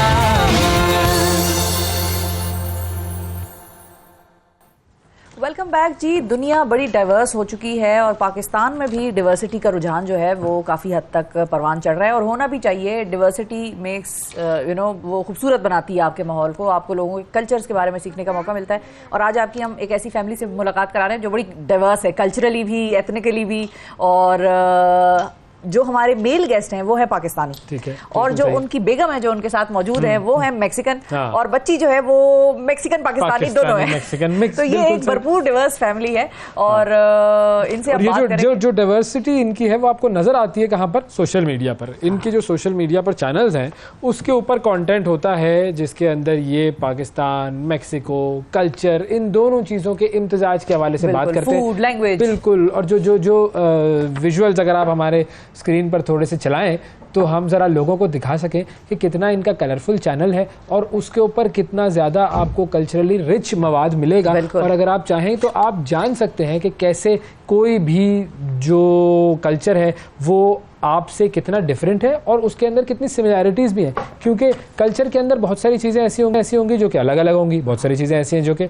सिमिलर होंगी। कुछ चीज़ें आपको लगेगा कि बड़ी अजीब सी हैं, कुछ चीज़ें आपको लगेगा कि अरे ये तो हमारे साथ बहुत मिलती जुलती चीज़ें हैं। तो ये उनका जो चैनल है वो है एनी मोहम्मद, बड़ा आजकल मकबूल हो रहा है ये चैनल। हमारे साथ मौजूद है जी नियाज़ मोहम्मद साहब हैं, पाकिस्तान से इनका ताल्लुक है, और हमारे साथ मौजूद हैं एनी रेबोजेडो जो कि अस्सलाम वालेकुम। वालेकुम सलाम। How are you? और ये सबसे इम्पोर्टेंट गेस्ट हमारी दानिया मोहम्मद। कौन सा कैमरा कैच करेगा दानिया को? दानिया Say hello. Hola, hola. Say hello. Adiós. Say hello. Say hello. Adiós. Adiós. Adiós is bye bye. Adiós is bye bye. Yeah. What is hello? इस बात में कहना है adiós. Hello. Hola. Hola. हाँ, yes. देखिए हाथ चलाने के लिए ना adiós बोलना पड़ता है, फिर हाथ चलाते हैं। होला में adiós. चलो ठीक है, वो ज्यादा इंटरेस्टेड नहीं है अभी, तो तुम लोग ज्यादा फ्री हो गए हो, फैल गए हो। अच्छा, आप दोनों बताएं जी, आप दोनों का जो YouTube चैनल वगैरह है वो तो बड़ा मकबूल हो रहा है, लेकिन उसके ऊपर हम जरा बात करेंगे। How did you meet? कैसे आप लोगों की मुलाकात हुई? शादी कैसे हुई है? कोई जरा बताएं ना। एक्चुअली मैं यहाँ से गया था यूके पढ़ने के लिए ना, SCCA करने के लिए, अकाउंटिंग का कोर्स करने के लिए। तो जिस कॉलेज में मैं पढ़ रहा था ना, तो उसमें ये गई हुई थी मैक्सिको से इंग्लिश लैंग्वेज का कोर्स करने के लिए। अच्छा। तो वहाँ पे मतलब ड्यूरिंग द स्टडी मतलब काफ़ी सेमेस्टर मेरे हो चुके थे, ऑलमोस्ट सेकंड लास्ट सेमेस्टर था। तो वहाँ पे हमारी मुलाकात हुई थ्रू अ फ्रेंड, एक कॉमन फ्रेंड थे हमारी, उनके थ्रू हमारी फर्स्ट जो मुलाकात हुई थी। तो अभी ये मतलब उर्दू में बस एक्सप्लेन नहीं कर सकती, लेकिन मैं आपको बता देता हूँ। तो बेसिकली फिर मैं थोड़ा सा शाय टाइप का था पहले, अभी इतना नहीं हूँ। तो फिर वो मैंने अपनी फ्रेंड को रिक्वेस्ट की, मैंने कहा होता है ना बंदे का कुछ ना कुछ बंदा देख लेता है। आपको ऐसी चीज इनमें लगी कि ये आपने कहा कि बस यही है? बंदा वो देखते पहली नजर में देखते बस हो जाता है। पहली नजर में। अच्छा, उनको भी पहली नजर वाली है, उन पे काम करना थोड़ा सा टाइम लगा था। So what did you like about him? Because he was like serious person, like shy, kind of shy, because in America, Latin America, the boys are totally different. Like they are more like confidence. They like to talk many girls. So I like that quality from him. Like he was quiet, quiet, and every time studying. But he's telling us that he fell in love with you. I mean, love at first sight. Felt for you. So did you feel the same, or did you have a few reservations? That, yeah. First know him and then I decide. Yeah, because we are different in America. Like we are slowly and first meet him and that kind of thing. उस time पे नहीं था ना, WhatsApp वगैरह भी नहीं था ना, तो फिर एक नंबर ही होता था कि नंबर थ्रू आप मैसेज कर सकते हैं। तो मैंने फ्रेंड को रिक्वेस्ट की। कितना साल हुआ आप लोगों की शादी को?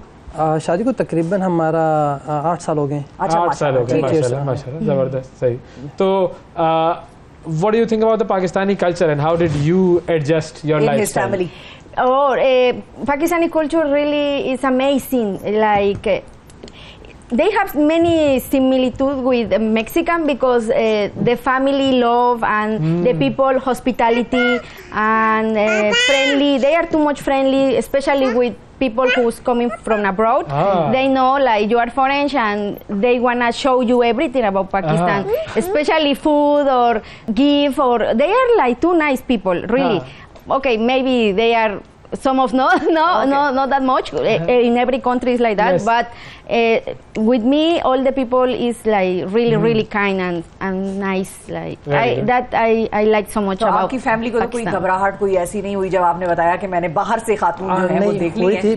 बेसिकली मैं जब यूके में था तो वहाँ पे मेरी सिस्टर है ना, अच्छा, तो उन्होंने मुझे हेल्प की है। फर्स्ट मैं अपनी सिस्टर के पास लेके गया था और उनसे मुलाकात हुई उनकी, फिर इसने भी देखा जाहिर सी बात है एक डिफरेंट कल्चर है, डिफरेंट कंट्री है, तो बस सिस्टर को ठीक लगा, फिर उन्होंने मेरे पेरेंट्स से बात की।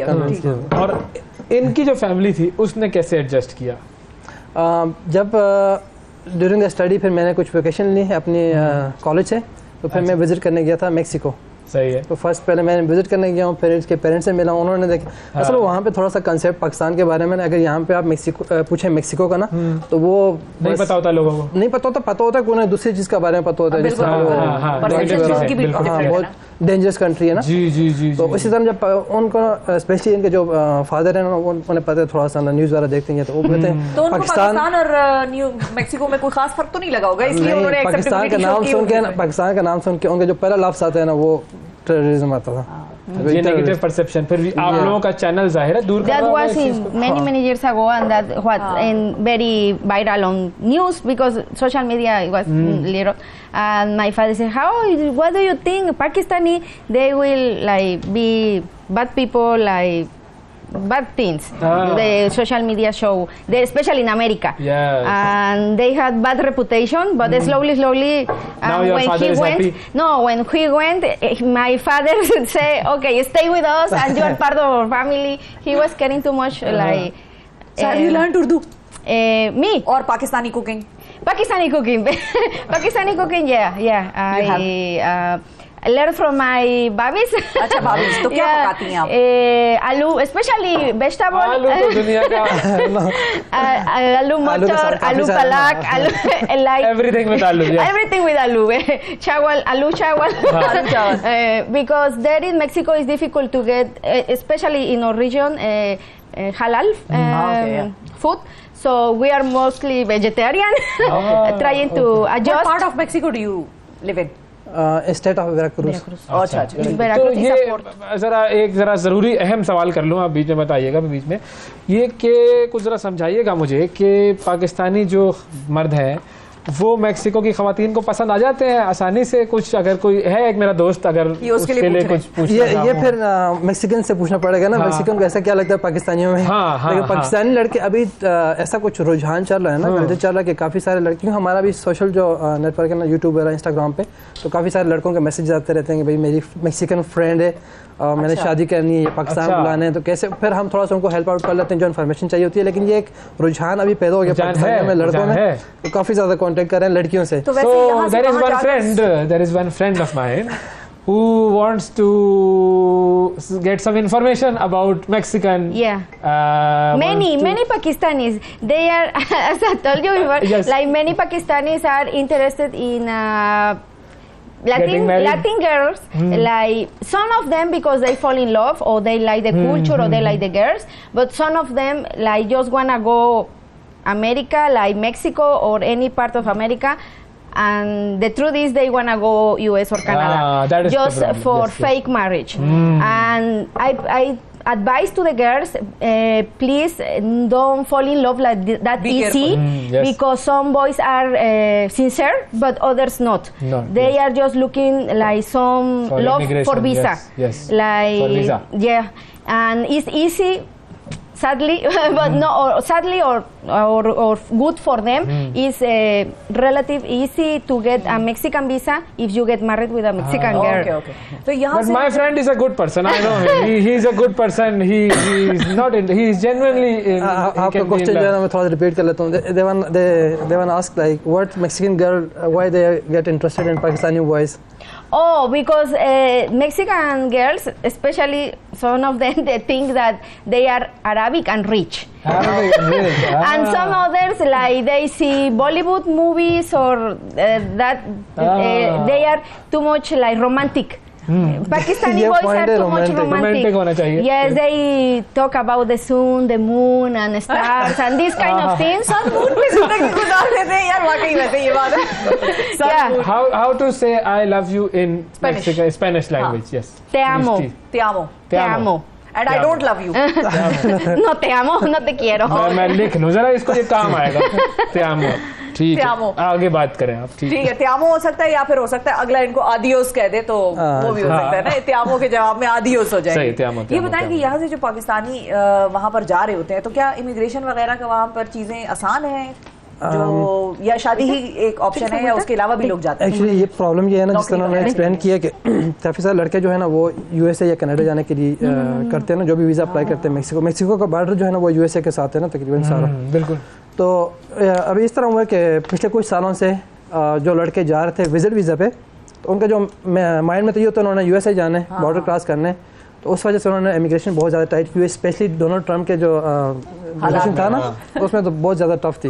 तो अभी ये होते उसमें ये होता है ना, फिर जो लड़के सही शादी करके भी जा रहे होते हैं या सही विजिट के लिए भी जा रहे होते हैं वो भी बीच में आ जाते हैं। और कोई लोग अगर वैसे मैक्सिको की तरफ जाएं या स्पेनिश खाना वाना देखें, मैक्सिकन खाना, तो कौन सी चीज़ें ऐसी हैं जो उनको लाजमी ट्राई करनी चाहिए? मैक्सिको में मैक्सिकन खाना और एक चीज़ है कि वहाँ पे हलाल इतना ज़्यादा मिलता नहीं है ना, तो लेकिन जो चीज़ खाने के लिए वहाँ पे ना अगर हलाल मिलती हैं तो वो मैक्सिकन ताकोस बहुत ज़्यादा बहुत फेमस है, ताकोस जो मैक्सिको के।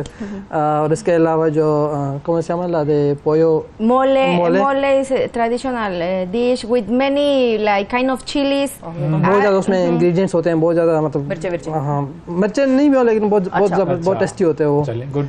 तो आपके YouTube चैनल पर कंटेंट क्या है? What is the content of your YouTube channel and your social media? We are making vlogs now. We are here in Pakistan. We're showing all my followers in America how is the beauty of Pakistan, because Pakistan have many natural resources. I always try to show this part because they think it's kind of desert or it's like poor country, and there are many good places, nice places like Narancagan, for example, and other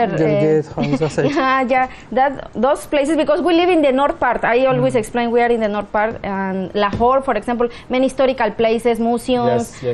Even here in Islamabad, there are many like cultural things that you can learn about the history, no, the history, and that is too much. वैसे पूछ इंशाल्लाह बड़ी ईद के बाद बड़ी ईद यहीं पे करेंगे। बहुत शुक्रिया जी नियाज़ साहब, बहुत शुक्रिया। Thank you any, thank you for coming. बहुत शुक्रिया इनवाइट करने के लिए। Thank you. आप लोगों को भी थोड़ी देर के लिए आदियोस करते हैं, मतलब ब्रेक थी कि भाई आदियोस करे, मेरी जान छोड़े। तो ब्रेक लेते हैं, ब्रेक के बाद दोबारा हाजिर होंगे। Stay with us.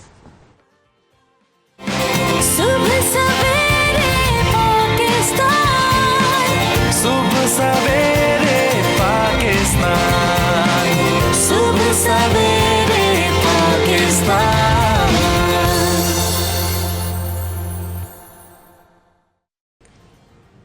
Welcome back जी। बड़ा ख़ास सेगमेंट हमारा इस वक्त अब हम करने लगे हैं और हमारी एक्साइटमेंट का आलम आपको अभी नज़र आ रहा होगा और आने भी लग जाएगा कुछ देर में। हमें बचपन में याद है कि ऐनक वाला जिन हम बड़े शौक से देखते थे और उसमें एक और बड़ा अहम किरदार था हामून जादूगर का। जी बिल्कुल। और हामून जादूगर बिल्कुल जादू के लिए वो मशहूर, वजह शोहरत उनकी जादू, और ऐसा ज़बरदस्त उन्होंने वो किरदार निभाया कि जिसकी आज तक जो है वो मिसाल नहीं मिली। क्योंकि ये ड्रामा आया था 1993 में शुरू हुआ था ड्रामा, और ये जब आया तो इसने यूँ कहिए वो जो एक जादू में गिरफ्तार कर लिया तमाम लोगों को, ऐसा हुआ था। और आज हमने सोचा कि चूँकि हम पाकिस्तान टेलीविज़न के हवाले से भी बातचीत कर रहे थे, तो हमने सोचा कि आपकी मुलाकात करवाई जाए हसीब पाशा साहब, जिन्होंने ये लाजवाल किरदार अदा किया था हामून जादूगर का। अस्सलाम वालेकुम सर।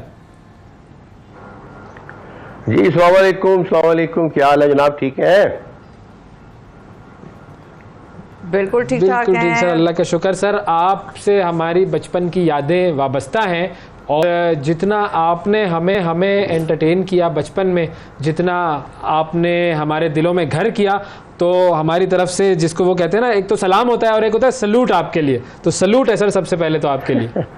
नहीं, वो आपकी मोहब्बत है, लेकिन बच्चे जितना प्यार करते थे उतना नाराज भी होते थे मुझसे। नेगेटिव रोल था ना ये, तो कहते थे कि आप मैं यही कहने लगी थी सर, आपने डराया भी बड़ा है, हमारी जानें निकल जाती।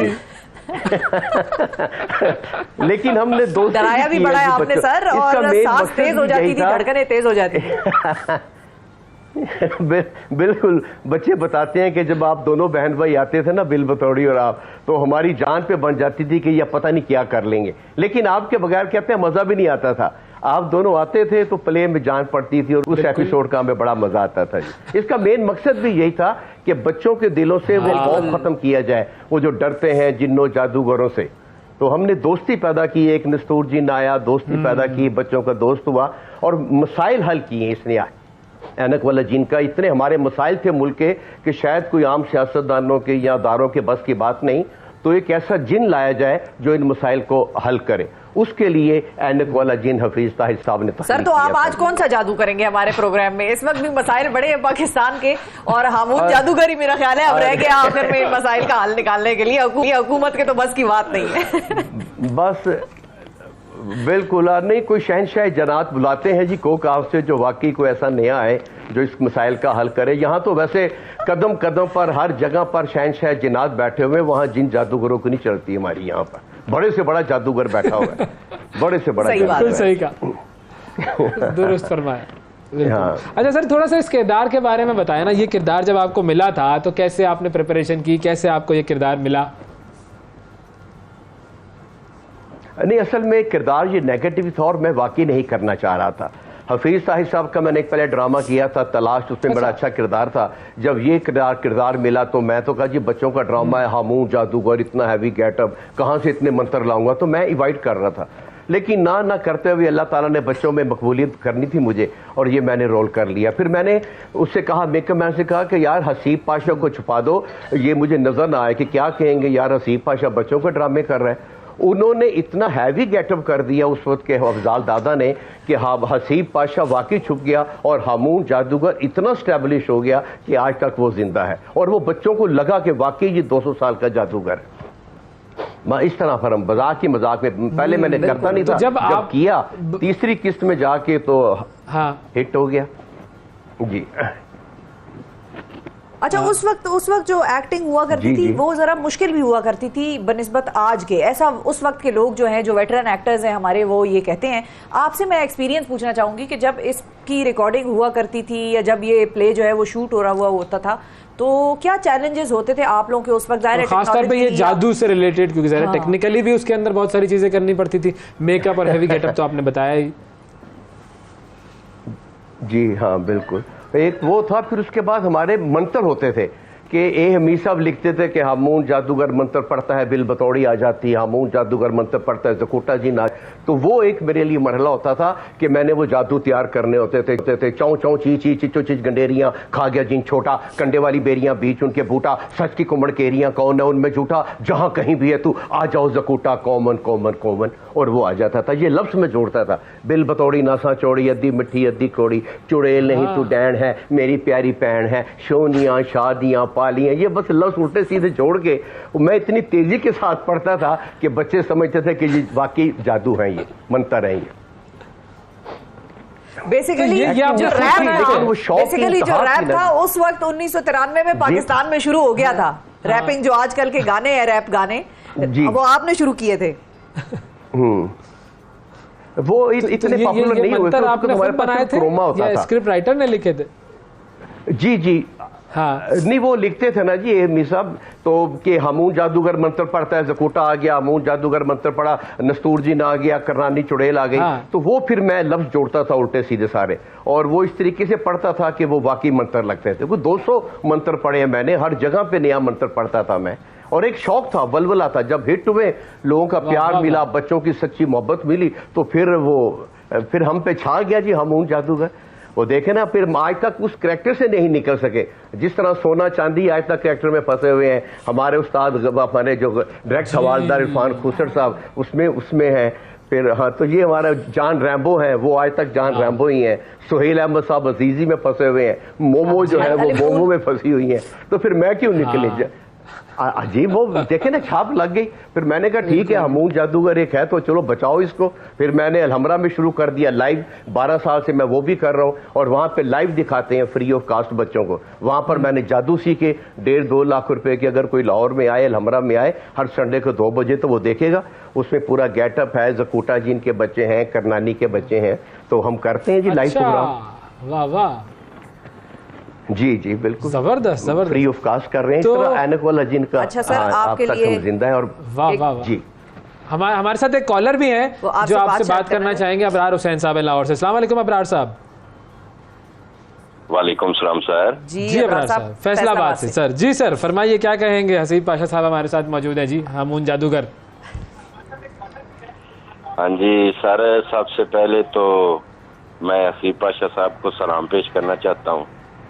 जब हम बिल्कुल छोटे छोटे थे तो ये करते थे, ये प्रोग्राम जो है ना वाला दिन आता था सर जी, और क्या टेस्टी और क्या एक्सीलेंट और क्या गुड परफॉर्मेंस है सर वाकई। और आज भी उनसे उतना ही प्यार है। जब बचपन में तो स्पेशली हम तो है, यकीन करें, ये इंतजार करते थे, वेट करते थे कि यार ये कब लगेगा और कब देखेंगे। तो बड़ी खुशी हुई है इनको देख के। अल्लाह सुब्हाना तआला इनकी जिंदगी करे और इनके साथी और बाकी भी जितने हैं इलाही आमीन, उनकी भी जिंदगी करे और इनको सुख दे, आसानियां दे, इनको और ज्यादा कोई मंत्र याद है आपको, सुनाएंगे? नहीं वो तो याद नहीं है, लेकिन ये जो चल रहा है, आप ये देख रहे हैं तो आप यकीन करें बड़ा वो बचपन की यादें जो ताजा हो गई हैं सर। थैंक यू, बहुत शुक्रिया। वैसे ये जो बिल बतौड़ी बनाई हुई थी हसीब साहब आप लोगों ने, क्यों उस बेचारी को इतना ज्यादा आप लोगों ने, वैसे वाकई डर भी उसी को देख के लगता था जो उसका हुलिया शुलिया था, लेकिन बिल बतौड़ी बाद में कभी उसने कहा कि आप लोगों ने मेरे साथ जुल्म किया है, खामखा इतना ज्यादा आपने मुझे डरावना बना दिया कि लोग देखना नहीं चाहते। बहुत बहुत वो यही एक बड़ी पुरस्कारियत थी इसमें कि चुड़ैल बनने के लिए कोई लड़की तैयार नहीं थी। हर लड़की घर से आई थी मैं परी बनूंगी, हीरोइन बनूंगी, शहजादी बनूंगी। तो मैंने हफीज तारिक साहब से कहा, मैंने कहा सर कोई चुड़ैल बनने को तैयार नहीं है। तो ये एक दरवेशनी थी, कोने में बैठी हुई तस्बीह पढ़ती रहती थी। मैंने कहा हफीज साहब वो देखें नुसरत आरा बैठी है, इससे पूछें। अच्छा। वो हर किस्म का रोल कर लेती। उन्होंने उससे पूछा नुसरत आरा बिल बतौड़ी का रोल करोगी? तो उसका पहला क्वेश्चन ये था कि हफीज साहब कितने पैसे देंगे? उन्होंने कहा 700। उन्होंने कहा आई विल डू। और उसने किया, इतने शौक से किया वो रोल। अच्छा। उसके बाद उसने किसी बड़ी से बड़ी आर्टिस्ट को ठहरने नहीं दिया। और फिर बड़ी इसमें आई है, बड़ी बड़ी आर्टिस्ट आई हैं जिन्होंने कहा हमें पल्ले पकौड़ी बना दे, हमें दिल लगोड़ी बना दे, हमें जकूटा की सेकंड वाइफ बना दे। लेकिन फिर वो जो उसने तासुर छोड़ा ना जी, उसकी देखें जकूटा जिनका कद और रंग उसकी कामयाबी का सबब बना। बिल बतौड़ी की इसी तरह उसका ओवर एज होना, उसके चेहरे की शनाख्त, वो उसकी कामयाबी बना। शायद हमारा भी छोटा कद जो था हमून जादूगर का सबब बना। तो अल्लाह ताला ने कोई चीज बेकार नहीं रखी हुई कि काला रंग, छोटा कद, अल्लाह ने हर एक में बरकत रखी हुई है। हर चेहरा किसी का महबूब होता है, आप किसी चेहरे को बुरा न कहें। और बच्चों ने जो हमें मोहब्बत दी है वो मुनाफिकत से पाक है, वो सच्ची मोहब्बत है। ये जो साहब फरमा रहे थे अभी अभी, दिल से प्यार किया हुआ इन्होंने, इसीलिए हम आज तक जिंदा हैं कि इनमें झूठ और मुनाफिकत नहीं है। आजकल लोग चक्कर दे जाते हैं, उस वक्त हमें चक्करबाजी नहीं, हमें सच्ची मोहब्बत मिली। नहीं तो बच्चों की मोहब्बत का कोई वाकया तो सुना है ना कि आप जब सड़क पे निकलते थे उस जमाने में क्या होता था? एक मोहब्बत का वाकया ये था कि मैं अपने बीवी बच्चों के साथ मरी में जा रहा था। तो जीपीओ के पास से जब हम गुजर रहे थे, मैं, मेरी बेगम और बच्चे, तो सामने से एक 15-20 साल की बच्ची आ रही थी। तो मुझे देख लिया कि जिस मोहब्बत से वो देख रही, मैं समझ गया कि इसने पहचान लिया। तो करीब आके कहती, सॉरी अंकल आप हमून जादूगर? मैं कहा जी बेटा। अंकल मैं हाथ लगा लूं, मुझे यकीन नहीं आ रहा। उसने मुझे चूंटी काटी बड़ी, जिस तरह कहते हैं ना पंजाबी, और उसकी अम्मी अबू साथ है। अम्मी मैं ख्वाब नहीं देख रही। अबू कैमरा निकाले जल्दी से। और उसने वो जो तस्वीरें बनाई हैं जिस मोहब्बत के साथ, जिस तरह से हम वो नहीं करते शादी ब्याह पे जो करते हैं, तो उस तरह से अंकल मैं यहाँ हाथ रख लूँ, अंकल यहाँ से। इतनी मोहब्बत थी उस बच्चे की कि मैं आज तक उसको नहीं भला। इसी तरह एक बच्ची और आई, वो कहती है अंकल देखें आपने ये ड्रामा बंद नहीं करना। मैंने कहा अच्छा बेटा इसको कब तक जारी रखें? कहती जब तक मेरी जिंदगी है। ऐसी बच्चों की छोटी छोटी मोहब्बतें थी कि जिन्होंने हमें आज तक जिंदा रखा हुआ है। सर ये मोहब्बत आज भी है और ये मोहब्बत इंशाल्लाह हमेशा रहेगी आपसे। और जितने भी लोग हमारा प्रोग्राम देख रहे हैं अलहमरा में जाकर देख सकते हैं लाइव परफॉर्मेंसेज। जी बहुत शुक्रिया करेंगे। हसीब पाशा साहब हमारे साथ मौजूद थे, इन्होंने वक्त दिया हमें और वाकई मज़ा आया इनसे गुफ्तगू करने के। बचपन की यादों में हम खो गए जी। थैंक यू सर, बहुत शुक्रिया आपका सर, बहुत शुक्रिया। वक्फा लेते हैं नाज़रीन, वक्फे के बाद दोबारा हाजिर होंगे। Stay with us.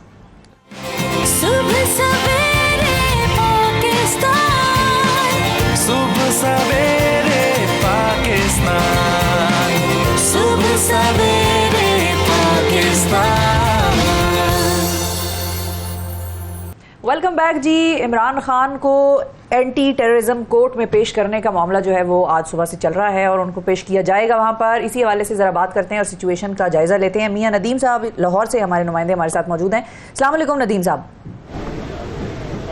जी वालेकुम अस्सलाम। जी आज के हवाले से अगर बात की जाए तो यहाँ पर आज 2 केसेस लगे हुए हैं। क्या सूरत हाल है, कहाँ पर आप एटीसी के बाहर ही मौजूद हैं? जी बिल्कुल जी, मैं एटीसी कोर्ट के बाहर मौजूद हूँ और यहाँ पर आज 2 केसेस लगे हुए हैं। एक तो ज़िले शाह वाला केस लगा हुआ है, ज़िले शाह मर्डर केस, और दूसरा जो केस लगा हुआ है वो जो ऑपरेशन किया गया था ज़मान पाक, उसकी मद में जो तोड़फोड़ की गई, जलाओ गिराव किया गया, उस हवाले से भी जो आज केस लगा हुआ है। अभी हमें ये इतलात मसूल हुई हैं कि 5 लोगों की जो ज़मानतें हैं वो खारिज कर दी गई। अबूरी ज़मानत पे थे फ़खर हबीब, फ़वाद चौधरी, महबूदुर रशीद और इसमें हमाद और इजाज़ चौधरी, इन 5 रहनुमाओं की इस वक्त यहाँ पर जो है ज़मानत खारिज कर दी गई है, क्योंकि अदालत की जानिब से कहा गया था कि 11 बजे तक अगर यहाँ पर पेश ना हुए तो इनकी जो अबूरी ज़मानत है वो खारिज कर दी जाएगी। इसी तरह इमरान खान के हवाले से भी जज साहिबान ने ये कह रखा है कि अगर 11 बजे तक यहाँ पर पेश नहीं आते तो मुतवक्को है कि उनकी भी जो ज़मानत है वो खारिज कर दी जाएगी। तफ्तीशी अफसरान यहाँ पर पहुँच चुके हैं, उन्होंने केस फाइल तैयार कर लिया। उनका ये कहना है कि अगर इमरान खान यहाँ पर पेश नहीं होते तो उनकी ज़मानत खारिज कर दी जाएगी और उनको फिर गिरफ़्तार भी किया जाएगा। दूसरी जानब इमरान खान का ये कहना है कि जितने मुकदमात मुझ पर दर्ज किए गए उस हवाले से अभी मुझे बताया नहीं जा रहा। मेरा जो राइट है मुझे बताया जाए कि मुझ पर कहाँ कहाँ मुकदमा दर्ज हैं, लेकिन पुलिस का ये कहना है कि इनको तमाम मामलात का पता है।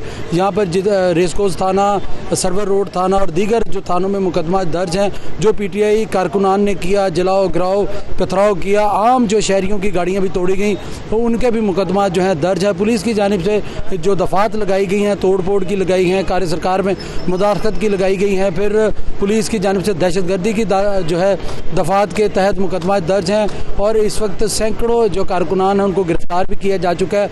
उनसे जो है इंटेरोगेशन का अमल भी जारी है। यहाँ पर बड़ी तादाद में पुलिस इस वक्त मौजूद है। तो अभी जो ब्रेकिंग न्यूज़ चल रही है चैनल्स पे वो ये है कि फवाद चौधरी इस्लामाबाद हाई कोर्ट में जो है वो पेश हुए। तो अगर वो इस्लामाबाद हाई कोर्ट में है तो लाहौर कैसे पहुँचेंगे? उनको टाइम दिया है आगे का जी? बिल्कुल जी, जब जमानत या बस बिल्कुल ही खारिज कर दिए? जी बिल्कुल जी, वो बिल्कुल खारिज कर दी जाती है। जो इंटरम बेल होती है ना, बेल बिफोर अरेस्ट, वो हिफाजती बेल होती है और उसका एक तरीक़ाकार है कि जब आपको अदालत ने तलब किया आपने उस टाइम फ्रेम में वहाँ पर पहुँचना होता है। अगर उन्होंने रजू किया है इस्लामाबाद हाई कोर्ट में तो यहाँ पर पेश नहीं हुए, क्योंकि ये इंटरम बेल होती है, ये एक रेगुलर बेल नहीं है। रेगुलर बेल में आपको जो है इसमें इस्तिस्ना मिल सकती है कि आपने हायर कोर्ट पेश होना है तो यहाँ पर वेटिंग की जाए, क्योंकि यहाँ पर इंटरम बेल थी और दहशतगर्दी की अदालत है। यहाँ पर ऐसी अभी तक कोई इतलात मसूल नहीं हुई कि उन्होंने यहाँ पर पेश होना है। यहाँ पर एक टाइम फ्रेम था जिसमें तफ्तीशी अफसरान पेश हुए, उन्होंने अपनी केस फाइल जज साहिबान को दिखाई, उनको कहा कि इनके खिलाफ जो मुकदमा तैयार किया गया था उसमें इनको गिल्टी लिखा गया। इमरान खान साहब ने कब तक पहुंचना है या अकेले आ रहे हैं सिर्फ अपनी गाड़ी में? जी बिल्कुल जी, जैसा आ रहे हैं, क्या कोई है इस किस्म की खबर?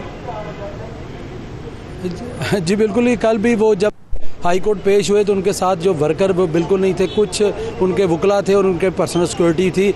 आज भी हमने देखा कि यहाँ पे बड़ी तादाद में पुलिस मौजूद है, लेकिन PTI का एक भी वर्कर यहाँ पर दूर दूर तक नज़र नहीं आ रहा, ना ही अभी तक उनके कोई हमायती है जो हमने इस कोर्ट के बाहर या अंदर देखें। उन पुलिस की भारी नफरी यहाँ पे तैनात है और अंदर भी पुलिस की भारी नफरी तैनात है। और जज साहिबान से आज 11 बजे तक का टाइम उनको दिया गया है कि अगर 11 बजे तक यहाँ पर वो पेश नहीं होते तो उनकी बेल जो है वो खारिज हो सकती है। बिल्कुल ठीक है जी, बहुत शुक्रिया अदा करेंगे जी। और अब ज़रा सियासी गुफ्तगू को मज़ीद आगे बढ़ाते हैं। इस वक्त की आईनी इदारे हैं वो भी यूँ कहिए कि एक पोलराइजेशन का शिकार हो चुके हैं। हुकूमती जमातों ने सुप्रीम कोर्ट के बाहर मुश्तरका एहतजाज किया और उसमें होने वाली तकरीर में चीफ जस्टिस उमर अता बंदियाल पर तनकीद की गई और वो अल्फाज इस्तेमाल किए गए जो यहाँ TV पर बैठकर हम करेंगे तो हमें तो ना करें हम कर भी नहीं सकते। जो अल्फाज कल इस्तेमाल हुए तकरीरों में मुस्तफ़ी होने का मुतालबा किया उनसे, मौलाना फजलुर रहमान साहब ने बड़ी सख्त बातें की। फिर कौमी असम्बली में भी चीफ जस्टिस के खिलाफ शदीद तकारीर की गई, उनके खिलाफ रेफरेंस लाने की तहरीक भी मंजूर की गई। और इसमें मौके पर चेयरमैन पीपल्स पार्टी बिलावल भुट्टो जरदारी साहब ने अपने खिताब में जहाँ पर PTI पर तनकीद की वहाँ उन्होंने एक बड़ी अहम बात की और वो ये थी कि इमरान खान का मुकाबला नैब के जरिए नहीं बल्कि इलेक्शन के जरिए करना है और इसके लिए हम तैयार हैं। हमारे साथ कौन मौजूद है जी? हमारे साथ फैसल कुंडी साहब मौजूद हैं जो बताएंगे हमें कि ये बयान का मतलब क्या है। अस्सलाम वालेकुम सर, प्राइम मिनिस्टर के अस्सलाम वालेकुम। अस्सलाम वालेकुम जी, सुबह बखैर। आपको भी सुबह बखैर सर। कल कैसा रहा आप लोगों का धरना एक दिन का? अच्छा रहा।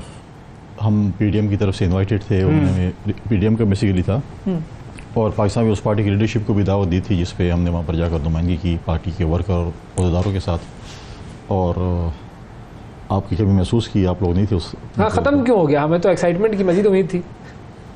नहीं, ऐसा कोई प्लान नहीं था कि तो कह रहे थे ना धरने का मतलब तो बैठना है, चीफ जस्टिस साहब जब तक इस्तीफा नहीं देंगे धरने का उस वक्त मतलब तो तक बैठना है। नहीं, वो एक एहतजाज ही वो था। नॉर्मली अगर आप देखें हमारा पार्टी अपना पॉइंट ऑफ व्यू जो पीपल्स पार्टी का है वो हम हमेशा धरने के खिलाफ होते हैं। बिल्कुल।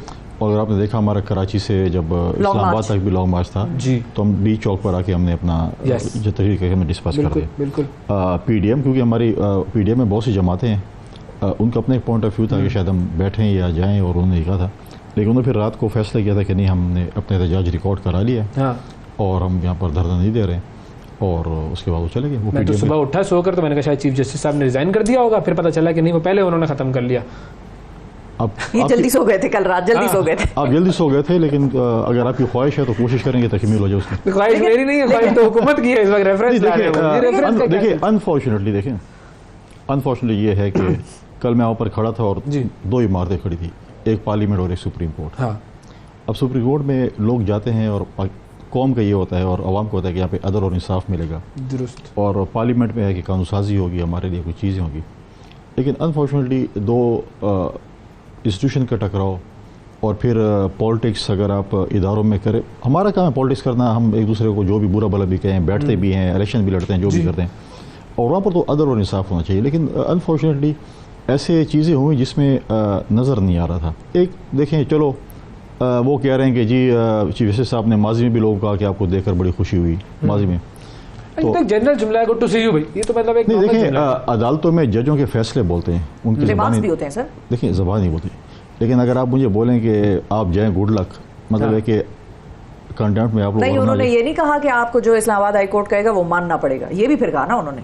गुड लक तो कहा, आपकी नसीब, अल्लाह आपको अच्छे नसीब। मुझे पता है आप वकील हैं, बन गई हैं या बन रही हैं। अभी सर मुझे अपने इम्तिहानों की फिक्र है। अच्छा, नीम वकील तो आप एक और इमरान से करवा दे धरना, वो एग्जाम मुलतवी हो जाएंगे, आप पास हो जाएंगे। नहीं तो वो मुलतवी ना हो ना, मैं यही कह रही हूँ, कल वाला मतलब मुलतवी ना हो ताकि हम फारिग हो जाएं। उसमें ये है, देखें, चलो वो भी आपकी बात मान लेते हैं, आप एक बंदे को रिमांड से उठाते हैं, रिमांड में आपकी फैमिली और आपके वकील नहीं मिल सकते हैं। आप रिमांड से उठाते हैं और कहते हैं आए, और बेल भी नहीं दे रहे हैं, और कह रहे हैं कि आप इसको ले जाएं फलां जगह पे रखें और सुबह पेश करें, और फिर वही जो मुलजिम है या मुजरिम है अनाउंस करता है कि मैं सुबह कल जो है G13 में खिताब करूँगा, ठीक है, और फिर ऑडियो लीक्स और चीज़ें हैं वो उसमें हम नहीं जाते। तो क्या जब यूसुफ रज़ा गिलानी साहब वज़ीर आज़म थे, as a prime minister, not as a Gilani साहब, उन्होंने कहा था कि मैं पेश होता हूँ, सिक्योरिटी प्रॉब्लम, मुझे आम जो पोर्च होता था गाड़ी जाने किसी की जरूरत नहीं। यहाँ तो आप कहते हैं मर्सिडीज़ में लाया जाए, और जो है ये नया पाकिस्तान है, एक पाकिस्तान। नाअहली इतने आराम से मान ली थी सबने। क्या चीज़? गिलानी साहब की नाअहली जब हुई तो वो सबने बड़े आराम से मान ली। देखिए, उस वक्त के जो चीफ जस्टिस थे वो भी चाहते थे कि कंट्रोवर्सी हो, चीज़ें हों, और वो भी एक अपने आप को पोलिटिसाइज करना चाहते थे, और कंट्रोवर्सी और दो इदारों का टकराव हो और चीज़ें। हमने कहा ठीक है, आपने ये कर लिया, क्योंकि हमारा माजी का एक तजर्बा है, हमारे एक मैच्योर सियासी जमात है, हमने माजी में इदारों की चीज़ें देखी हैं। हम तो आज भी उसी अदालत के सामने जब कल खड़े थे, हमने कहा तो यहाँ से इंसाफ मांग रहे हैं। जिस शख्स ने आइन बनाया, मुतफिक आइन दिया, वो आज तक अदालती कत्ल से इंसाफ मांग रहे हैं।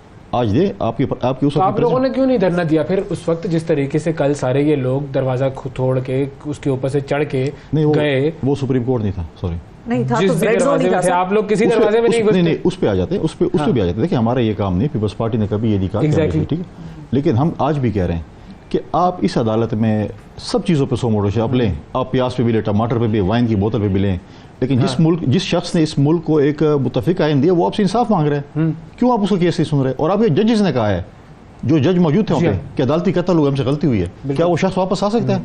नहीं आ सकता। लेकिन सुने तो सही ना हमारे केस। अच्छा, अब हालात कोई मुज़ाकरात की तरफ कुछ जा रहे हैं, जिस तरह हमने कल देखा कि वो प्रेस रिलीज भी सामने आई कि जिसमें कोर कमांडर्स कॉन्फ्रेंस के हवाले से भी उनमें ये बाज़गश्त चल रही है कि उन्होंने भी ये कहा कि कुछ मुज़ाकरात कराएं, कुछ इसका टेम्परेचर कम कराएं और उनको बिठाएं साथ। चीफ जस्टिस साहब ने भी यही बात की। अच्छा, फिर बिलावल भुट्टो ज़रदारी साहब की अगर हम बयान सुने तो उन्होंने भी कहा कि हम बेसिकली हम आइन के रखवाले हैं और हम इलेक्शन में लड़ने का आर्ट जानते हैं। तो ये चीज़ें क्या आपको लग रहा है कि टेम्परेचर नीचे जाएगा, कोई मुज़ाकरात दोबारा शुरू होंगे? पहली बात तो है कि इस मुल्क की पॉलिटिकल इंस्टेबिलिटी का हालिया इलेक्शन है, और पाकिस्तान पीपल्स पार्टी ने इसको पहले दिन महसूस किया, और हमने पहले दिन ही कहा था कि हमें डायलॉग्स करने चाहिए, और अपने इत्तेहादी जमातों को भी हम कन्विंस कर रहे थे, कुछ नहीं हो रहे थे, कुछ हो रहे थे। और फिर पार्लियामेंट में भी खड़े होकर ज़रदारी साहब ने, बिलावल साहब ने यही बात की कि हमें डायलॉग्स, और फिर एक डायलॉग्स की तरफ हम गए। लेकिन अनफॉर्चुनेटली अभी पोलराइजेशन इतनी हो चुकी है। देखिए, आप किसी से ज़बरदस्ती, मैं आपको नहीं कह सकता हूँ ज़बरदस्ती कि आप जाके इधर बैठें और ये चीज़ करें। आपने जो है मतलब है कि अब पोलराइजेशन इतनी बढ़ चुकी है, चीज़ें पॉलिटिकल पोलराइजेशन अनफॉर्चुनेटली इतनी बढ़ चुकी है कि अब हम मुझे नहीं लग रहा कि किस तरह डायलॉग्स होंगे, कैसे डायलॉग्स, कौन सी जमातें। अब देखें इस वक्त सब डेड एंड में है, वैसे सारी जमातें ही डेड एंड में है। मैं समझता हूँ, मैं बल्कि उसी दिन मैं 2 दिन पहले जब मिसाक जमहूरियत की जो है वो एनिवर्सरी थी, मैंने कहा इस मुल्क को अभी चार्टर ऑफ प्रॉस्पेरिटी चाहिए। देखिए हमें लोगों को आगे वे फॉरवर्ड देना पड़ेगा, लेकिन उसके लिए हम तमाम इदारों को अगर हम एक उस पर हों, अगर हम सियासतदान हैं, पार्लियामेंट है वो अपना काम करे, जुडिशरी अपना काम करे, इस्टेब्लिशमेंट का काम करे, तो ये मुल्क चल सकता है। अगर मैं बोलूँगा कि नहीं मैं एक अच्छा जज बन सकता हूँ और जज कहे कि मैं अच्छा सियासतदान बन सकता हूँ और कोई और कहे कि जी हम दोनों बन सकते हैं, तो ये ऐसे नहीं चलेगा। तो ऐसे में तो फिर अब हम बात करेंगे ना कि सोल्यूशन क्या है। वो सोल्यूशन इंतखाबात ही हैं। अब पीपल्स पार्टी में बिलावल भुट्टो साहब तो कहते हैं कि हम रेडी हैं उसके लिए, तो क्या पीडीएम में और पीपल्स पार्टी में इस हवाले से कोई इख्तिलाफ है कि कब करना है इलेक्शन वाला मामला? अभी पीपल्स पार्टी या फिर इसी नैरेटिव के साथ जा रही है कि आगे देखेंगे जब होगा? देखें हमारा पॉइंट ऑफ व्यू तो बड़ा एक स्ट्रॉन्ग पॉइंट ऑफ व्यू था और उस पर हमारे बहुत सी इत्तेहादी जमातें मानी भी सही, चलो डायलॉग्स करें। डायलॉग्स आपके साथ बैठे, आप कहें हम कह रहे हैं अक्टूबर, आप कहें नहीं मई, हम कहना चलो यार जून जुलाई में कर देते। वो चीज़ भी मैं समझता हूँ कि अभी उसके बाद इवेंट के बाद मुझे लगता है एज ए पर्सन, मैं ये नहीं कह रहा कि पार्टी का पॉइंट ऑफ व्यू कि नज़र नहीं आ रही कि ऐसी चीज़ हो, लेकिन फिर भी मुल्कों में जंगें भी होती हैं बिल्कुल और मज़ाकरात भी होते हैं। सर अभी तुर्की में हुआ है इलेक्शन, इतवार को ही हुआ है, जलजिला 50,000 बंदा मर गया, इन्फ्लेशन की हालत वहाँ पर देखें। वो दूसरी जगह मतलब इलेक्शन हुआ, अभी अब रन ऑफ इलेक्शन है, लेकिन चीज़ें हैं कि ये चीज़ें इलेक्शन हुए ना, हाँ ये चीज़ें डायलॉग्स होती हैं। अफगानिस्तान में जंग थी इलेक्शन, मैं उस पर दो राय नहीं है, बिल्कुल इस चीज़ का हल ही इलेक्शन है, इलेक्शन के अलावा कोई हल नहीं है। तो आपको लगता है कि अब जो चीफ जस्टिस साहब के खिलाफ जो रेफरेंस का मामला है और जिस तरह से उनके खिलाफ ये कल का धरना हुआ और जो ज़बान जाहिर है वो वीडियोस चल रही हैं, वो हमने भी देखी, आपने भी देखी होंगी, अब इसके बाद जब पीपल्स पार्टी ये कहती है कि हम इलेक्शन के लिए तैयार हैं और चलो मई में नहीं हुआ तो जून जुलाई में कराने के लिए हम तैयार हैं, लेकिन वो बात तो फिर अब पीपल्स पार्टी का स्टांस है क्या इस सारी सिचुएशन में? मतलब अभी आप लोगों का क्या है? आप पीडीएम के साथ हैं, हुकूमत को सपोर्ट करते हैं, कुछ चीज़ें तो ऐसी हैं जो हुकूमत गलत कर रही है, आप लोग सिर्फ रगड़े जा रहे हैं। अनफॉर्चुनेटली जो सुप्रीम कोर्ट से चीज़ें आई हैं, जो ऑडियो लीक्स आई हैं, उसके बाद जो फैसले आए हैं उसी मुताबिक आए हैं जो ऑडियो लीक्स के मुताबिक आए थे। अब हमने तो ख्वाब नहीं था क्या फैसले आने, लेकिन जैसी चीज़ें ऑडियो लीक्स हैं उसके बाद वो फैसले हैं, ये चीज़ें मतलब है कि नहीं होनी चाहिए। आप कहें कि जी एक जज कहे और कहे कि जी आप ये चीज़ें हुई पाकिस्तान में, आप इसको मजम्मत करो, उसने कहा नहीं करता हूँ, और फिर आप कहें कि नहीं कर, मतलब है कि एक सीन बना हुआ था, उसने कहा चलो ठीक है करता हूँ, लेकिन अगर मैं गिरफ्तार हुआ तो ये चीज़ें होंगी। तो ये चीज़ें माजी में अदालतों में ऐसी चीज़ें नहीं। फिर आप बोलेंगे जी आपको 2 हफ्ते तक बिल्कुल प्रोटेक्टिव बेल, आपको कुछ नहीं कहा जाएगा, ये चीज़ें। लेकिन अगर आप गलत काम करेंगे, आप अपने वर्करों को गलत, ये तो लेकिन इस्लामाबाद हाई कोर्ट से हुआ, बेंच ने वो किया फैसला। देखिए आपका जो मालिक है, आप एक फैसला कर लेती हैं और एक फैसला हो जाता है और आपका मालिक कहता है कि ये फैसला तो है, ज़रा इसको दोबारा देख लो कैसे होता है, तो अक्लमंद के लिए इशारा ही काफ़ी होता है ना कि डंडा तो नहीं मारना ना, आप पठानों वाला काम तो नहीं करना ना। तो वो कहता है आप देख लें, मैं इसको रेस्ट हाउस भेज रहा हूँ, 10 बंदे भी रात को मतलब आराम करेंगे, अच्छा सा खाना पाना भी सर्व करें, लेकिन वैसे तमाम सहूलियात भी दें। बहुत सारी चीजें अब ये देखें, ये इदारे और ऐसी चीज़ों पे मैसेजिंग होती है, ये नहीं होती कि मैं आपको जो है वो कर रहा हूँ, क्या नाम है, आप इसको देखें, इशारा ही काफ़ी था। और फिर आप अनाउंस कर दें कि कल मैं खिताब करूँगा, तो बात साफ थी। और फिर मुझे बड़ा अफसोस हुआ कि चीफ जस्टिस ने उधर एक्शन नहीं लिया जब हाई कोर्ट के प्रीमिस में खड़े होकर इमरान खान ने जिस तरीके से एक इदारे को तनकीद का निशाना पाया, उसके हेड को तनकीद का निशाना चाहिए तो यह था कि चीफ जस्टिस पूछते कि आपने हमारे इदारे में खड़े होकर, मातहत इदारे में खड़े होकर ऐसी किस्म की एक इदारे के खिलाफ क्यों स्टेटमेंट दी? बिल्कुल लगे रहे पॉलिटिक्स जी पॉलिटिक्स अलग है और ये, लेकिन जो चीज़ हो रही है इस मुल्क में हो रही है, मैं समझता हूँ माजी में ऐसी नहीं, बड़ा अनफॉर्चुनेट है जिस तरीके से हमारे सरकारी अमला को, चाहे हमारे फौजी तनसीबात थी, चाहे हमारे क्या क्या कुछ था, उसको अगर आप देखें आज दुश्मन वाले क्या करें, आप इंडिया के चैनल्स खोलें, क्या करें। अच्छा, हमारे साथ साबिक chief justice Sindh high court मोहतरम शाइक उस्मानी साहब भी मौजूद हैं, जरा उनसे बात करते हैं। अस्सलाम वालेकुम साहब। जी हेलो जी अस्सलाम वालेकुम शाइक साहब। सर ये जो चीफ जस्टिस साहब के खिलाफ रेफरेंस दायर करने की कौमी असेंबली ने जो मंजूरी हुई है, इसकी क्या हैसियत है कानूनी? और इससे पहले भी इस तरह के रेफरेंसेस जो चीफ जस्टिस साहिबान के खिलाफ दिए गए थे उसमें कहीं कोई नतीजा तो नहीं निकला था, तो आप इसको कैसे देख रहे हैं सर? देखिए, रेफरेंस देने का तरीका तो लिखा हुआ है आइन में आर्टिकल 209 में, और उसके लिहाज से आपको प्रोसीड करना पड़ेगा। पार्लियामेंट में रेजोल्यूशन पास करने से कोई फर्क पड़ता नहीं, जो 209 में ये है कि अगर प्रेसिडेंट चाहे या काउंसिल चाहे on any information from any source, तो वो उसके खिलाफ प्रोसीडिंग शुरू होती है, क्योंकि सुप्रीम जुडिशल काउंसिल तो हमेशा बैठी होती है जी, वो बनी हुई होती है। चीफ जस्टिस में होते हैं, उसमें 2 नेक्स्ट सीनियर जजेस सुप्रीम कोर्ट के होते हैं और 2 सीनियर मोस्ट हाई कोर्ट के जजेस होते हैं, ये तो मौजूद होती है हमेशा। तो उसके सामने अगर उसको कोई नोटिस आती है, अपनी तरफ से कोई चीज़ देखती है या कोई उसको बताता है कोई चीज़ किसी सोर्स से, आइन में लिखा किसी सोर्स से, या तो फिर प्रेसिडेंट साहब को कहते हैं, प्रेसिडेंट साहब उसको रेफरेंस फाइल कर सकते हैं और काउंसिल खुद भी नोटिस दे सकते हैं। तो ये एक तरीका है जो मौजूद है जजेस के खिलाफ जाने के लिए। और इस तरीके का रिजल्ट क्या निकलेगा आपके ख्याल में? अब ये तो जब ट्रायल होगा उनका, जब रेफरेंस पे जाएंगे और देखा जाएगा क्या ट्रायल होगा। अभी तो सिर्फ ये है कि रेफरेंस फाइल करना है। तो प्रेसिडेंट साहब इसको सपोर्ट करेंगे आपको लगता है? जी, कौन? प्रेसिडेंट साहब इसको सपोर्ट करेंगे? नहीं, प्रेसिडेंट तो ऑब्वियसली नहीं करेंगे। प्रेसिडेंट तो जिस पार्टी के हैं वो तो नहीं करेंगे, तो लेकिन प्रेसिडेंट तो सपोर्ट नहीं करेंगे, तो उस सूरत में फिर काउंसिल खुद कर सकती है। ओके, काउंसिल भी कर सकती है खुद अगर चाहे तो। ठीक है, बिल्कुल सही। बहुत शुक्रिया अदा करेंगे शेख साहब। सर, आखिरी चीज़ मुझे ये बताएं कि अब ये रेफरेंस दायर किया जाएगा तो इसमें पीपल्स पार्टी कहाँ पर खड़ी हुई होगी? मैं ये नहीं कहूँ कि सुप्रीम कोर्ट सारी है, शख्सियात हो जाएँ, पोलिटिसाइज हो जाएँ और इस किस्म की पोलराइजेशन हो जाए, तो मैं नहीं समझता कि आप कहें कि जी अब हम कहें कि जी नहीं आप जो कुछ कर रहे हैं आप करते रहें और हम बर्दाश्त करते रहें। क्या नैब को ख़त्म होना चाहिए? बिल्कुल ख़त्म होना चाहिए। पाकिस्तान पीपल्स पार्टी का पॉइंट ऑफ व्यू 2008 से 13 तक आपने भी देखा कि हमारे दौर हुकूमत में कोई नैब नहीं थे, कोई पॉलिटिकल वो नहीं थे, और हमारा यही पॉइंट ऑफ व्यू है कि नैब को ख़त्म होना चाहिए। पहले भी था और आज भी है। नैब जो है वो सिर्फ अगवा बराए तावान का एक इदारा है।